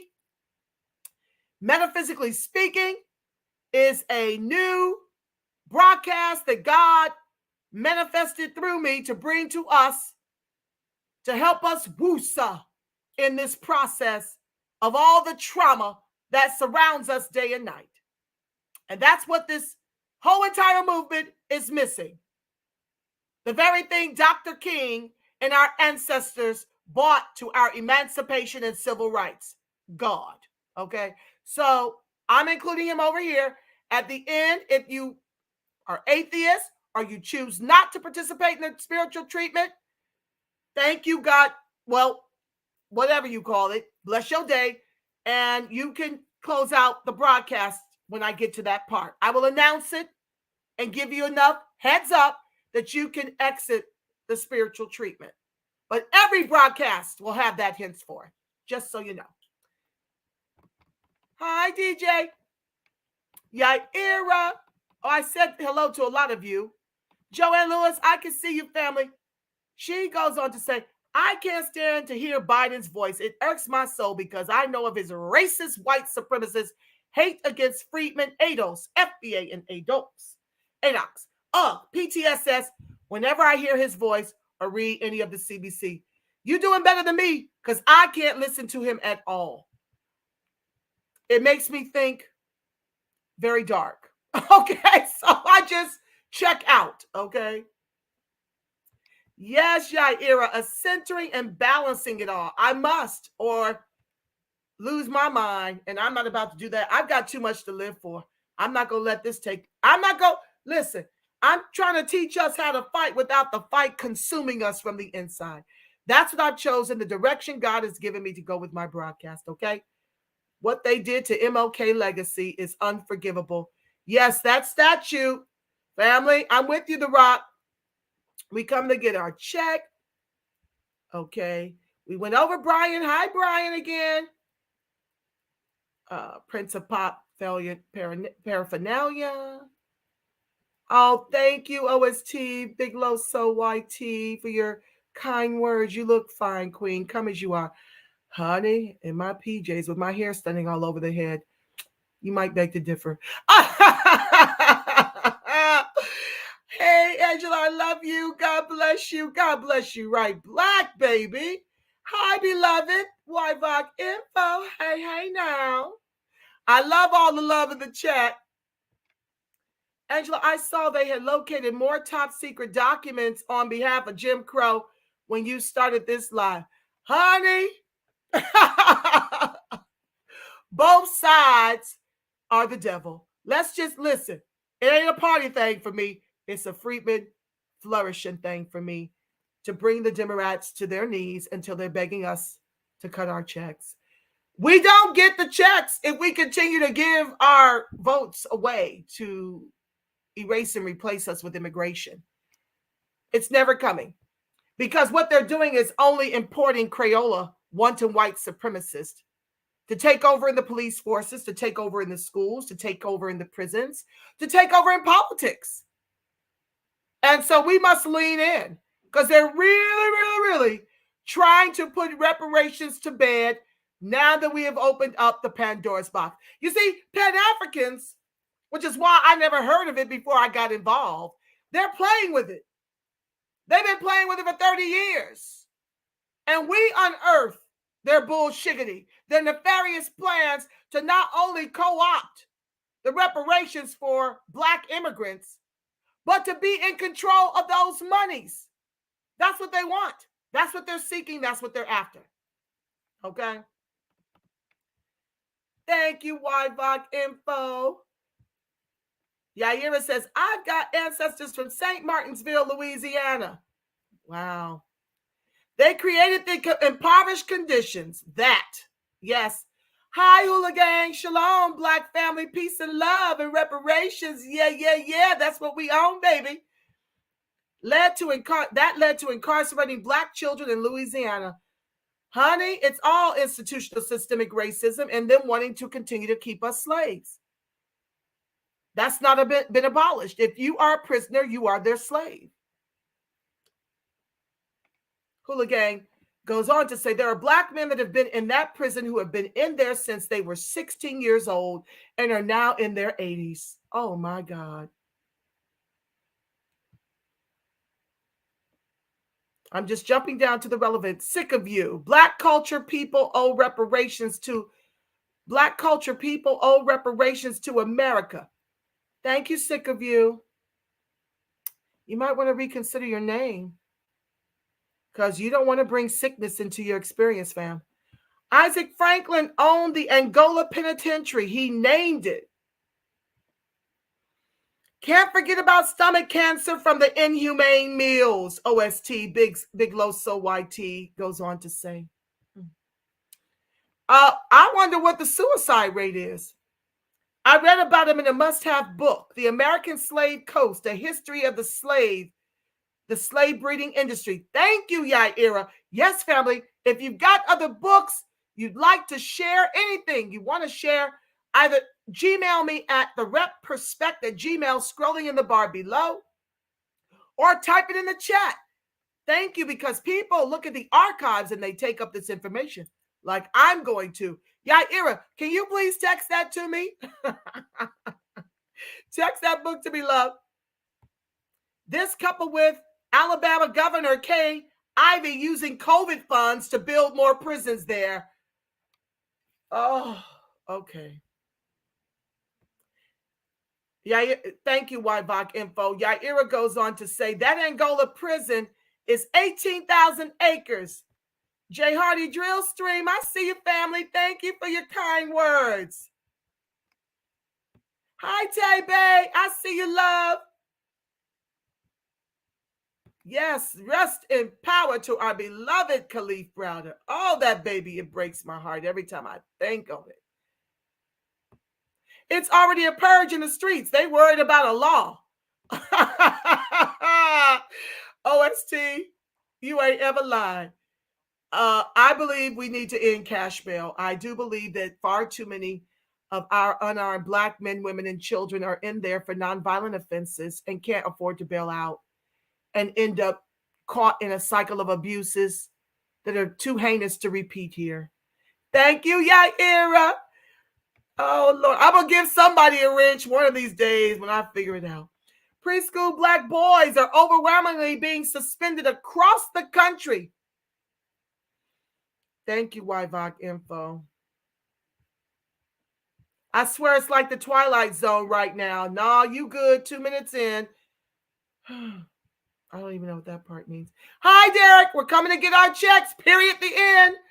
And that's what I love about y'all joining me over here, because wherever two or more are gathered, baby, we are leaning in and we are keeping a vision and we keeping a high watch and we are continuing to keep our boots on their proverbial necks for this reparations until they unass our cash. We're going to be here till it's done.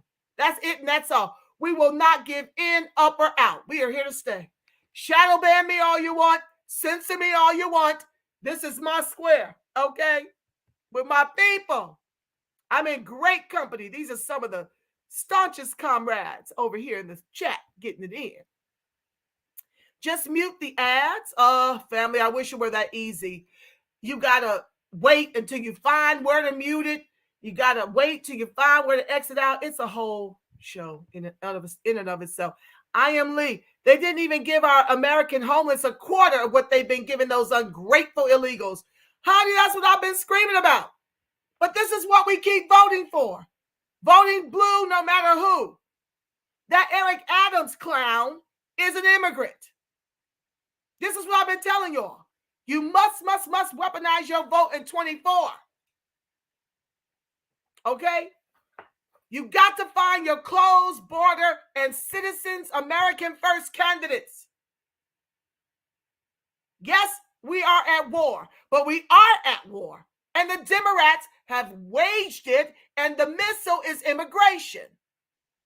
And we need to stop it by stopping them. Stop rewarding them with your vote and stop being politically lazy, staying home, withholding the vote. Grow the backbone and the balls of your ancestors, okay? And get out here and weaponize the vote. These illegals are the unvetted. That's F, dementia state F, that has allowed this. And anything that is done by these illegals are on Obama and Joe Crow's shoulders. You're right, Tay Bay. Hi, Gwen XOXO. I'm tired of being sick and tired. This is crazy. You better know it, fam. Welcome, my love. I'm going as fast as I can.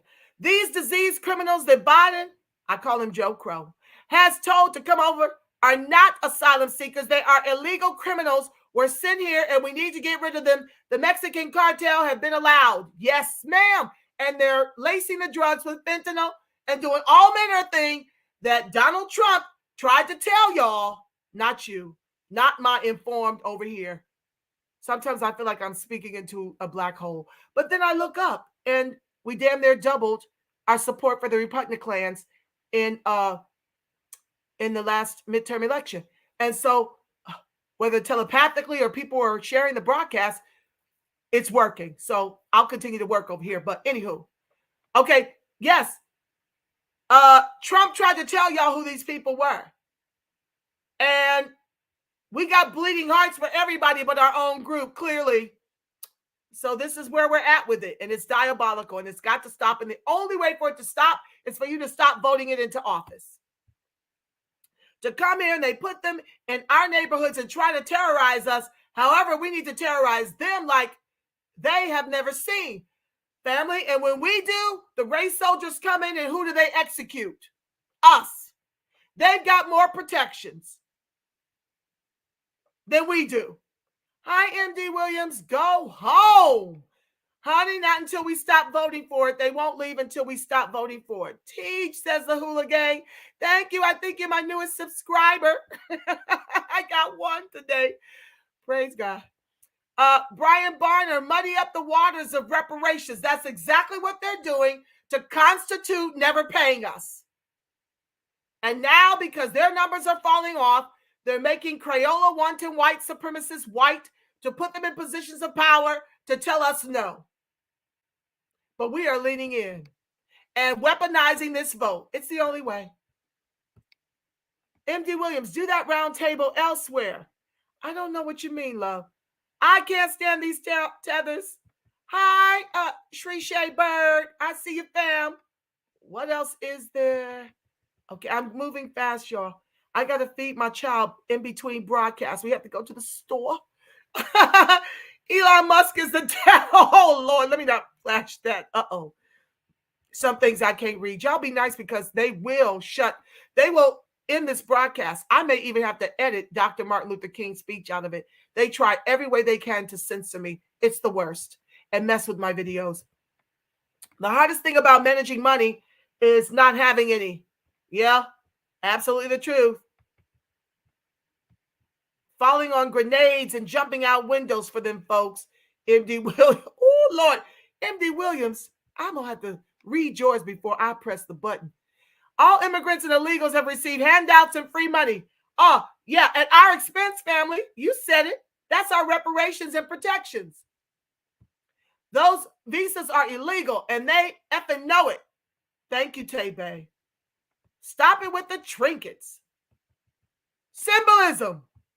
Always just me, I see you, fam. Always statutes, signs, and symbols for blacks. The Asians got money. They are laughing and playing in FBA faces once again. You better know it, family. It is just diabolical and atrocious. That's MLK's hands duplicated hugging his wife in a photo. FOH. You know it, fam. Let me show you the picture that they should have done in bronze. Stand by. Let me share the screen. I forgot to do that. Hold on. Let me see if I can find a better image because it cuts off in that Daily Mail article with so much junk surrounding it. A photo image that bronze statue of MLK and Coretta was fashioned from. I don't know. Okay, I want to see.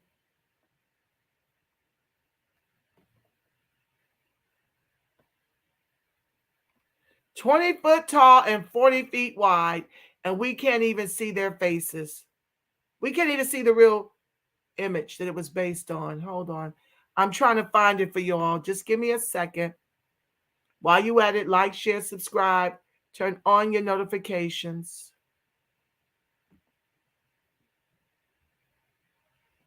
I found it.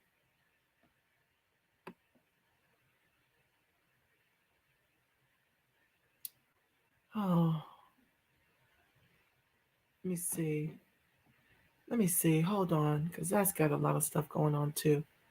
Hold on, family. I'm trying to get it all in the screen so you can see the image. Let me see if I... It's such a beautiful image. Well, that's probably about the best I can do. Stand by for now because I'm just in such a rush to finish the broadcast. I don't usually like to go over 2 hours. This is what it's supposed to be, family. Can you see it? Yeah, you can see it. That's what it's based on. And that statue don't look nothing like this. The embrace depicts the famous hug between the two civil rights leaders after MLK Jr. learned he had won the Nobel Peace Prize in 1964.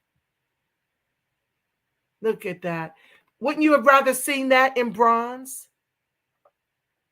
I know I would have.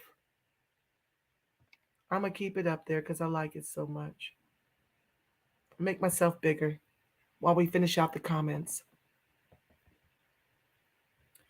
Martin was not for blacks, nor was D. Castillo says Martin was not for blacks, nor was he a leader.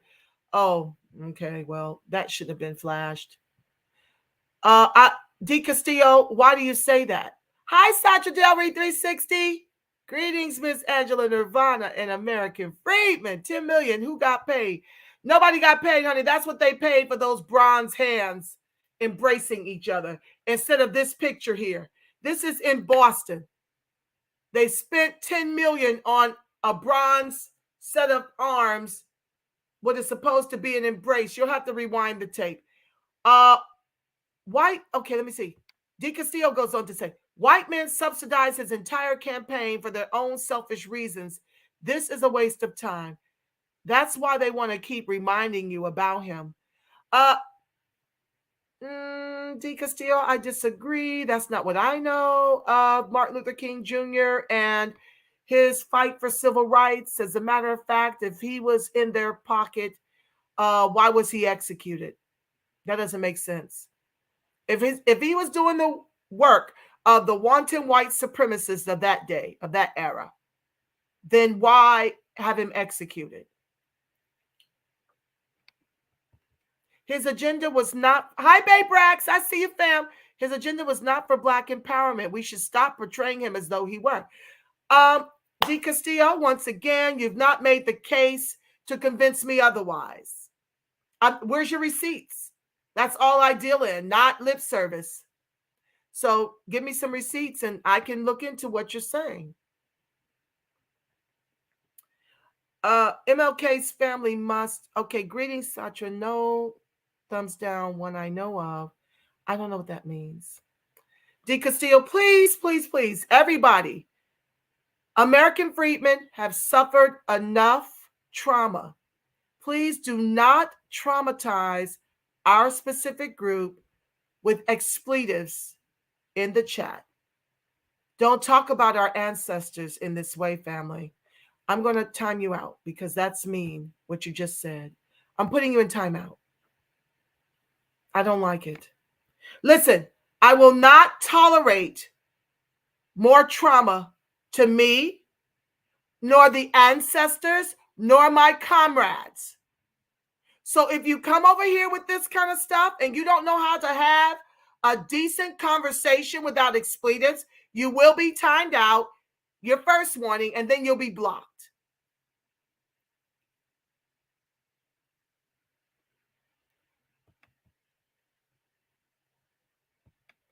The statue of MLK in D.C. was made by an Asian. An Asian got paid. What non-freedman got paid for these arms? Lord have mercy, Satra. Some organization. I'm sure it's predominantly white. That's why they're headless. Thank you so much, Yaira, for reminding the guests to please like and share. A full status of those two would have been magnificent. I'm out chosen ones. I just subscribed. I'm a new fan. Thank you, Hula Gang. Satra dropping more knowledge. Crispus Attucks, 1723 to March 5th, 1770, was an American sailor. He was of African and Native American descent, who is regarded as the first person killed in the Boston Massacre. Thank you for dropping knowledge. Integration was a mistake. We should have fought for equal resources. Correct, DJ? I think that Dr. Reverend Martin Luther King was acutely aware of that in his last stretch of life. He feared that he had integrated us into a burning building. Sadly, he did, but it's not his fault. He didn't know.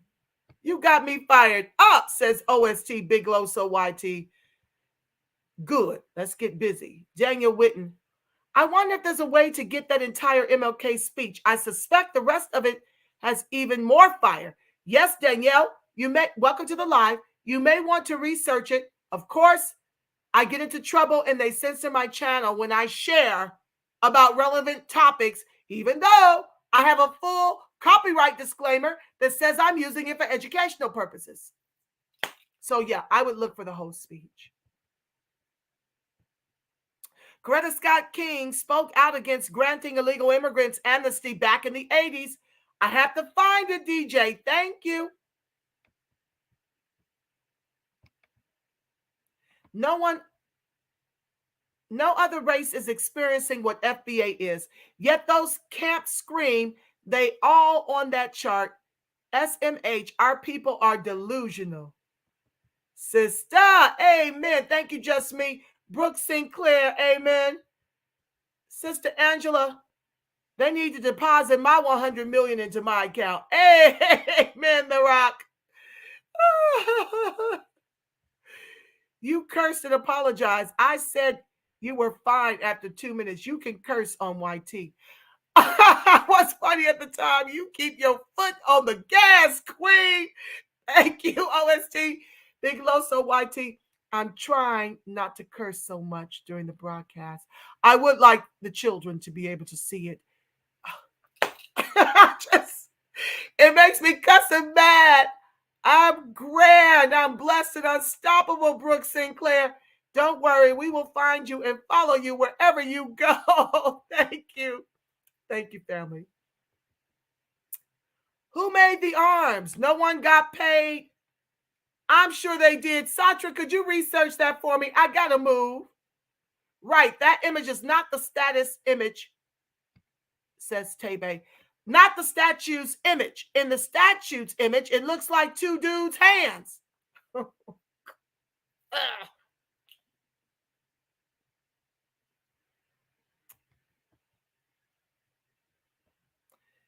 It is an entire mess. D. Castillo, MLK was controlled by the government. He admits to being tricked. He evolved. Thank you for that, Satra. They act like that's not possible. Well, with that being said, family, it looks like I'm at the end of my comments. Yay, I'm only 10 minutes, 11 minutes over. Let's do our spiritual treatment. For those of you who are atheists and don't believe in God, this is your time to exit. I want to be with the comrades that want to spiritualize this fight. Okay? So thank you so much for joining the live. I'll see you next Sunday. For those of you who decide to exit and don't want to participate in consciousness in the spiritual treatment. Okay? Let's get into it. And then I'll pray us out. Oh, that's not the right one. Hold on. Boop. Here's the reparationist perspective. Okay. So this is what we're going to affirm together. Now you want to write, burn, and release, okay? This part, and then you want to affirm the other. Do it as you please. Write it out, burn it. But this is a spiritual treatment that I modified from one of my favorite spiritual counselors, Shavi Zane. Love her.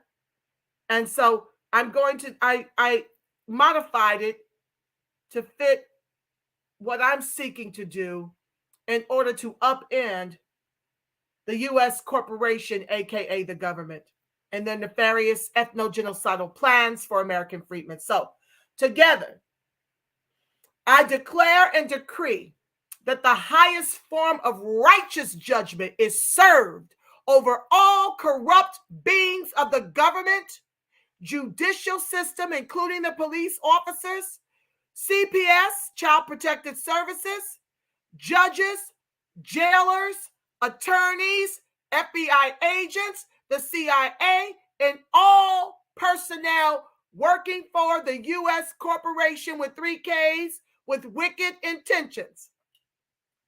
All hidden corruption and agendas are now destroyed forevermore in spirit and in flesh, in sleep and in awakened states, across all timelines, realms, and dimensions, known and unknown.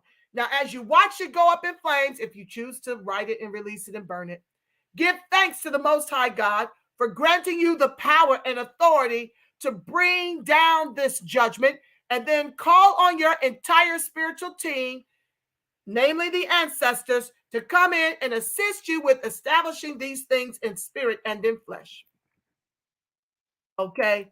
After the burning and releasing, you're going to write this down on a candle with a permanent marker. Okay? Because we need to fill that vacuum that's been created with an affirmation of what we want to experience, in addition to the aforementioned righteous judgment. You can also write this down in your journals. And it goes like this.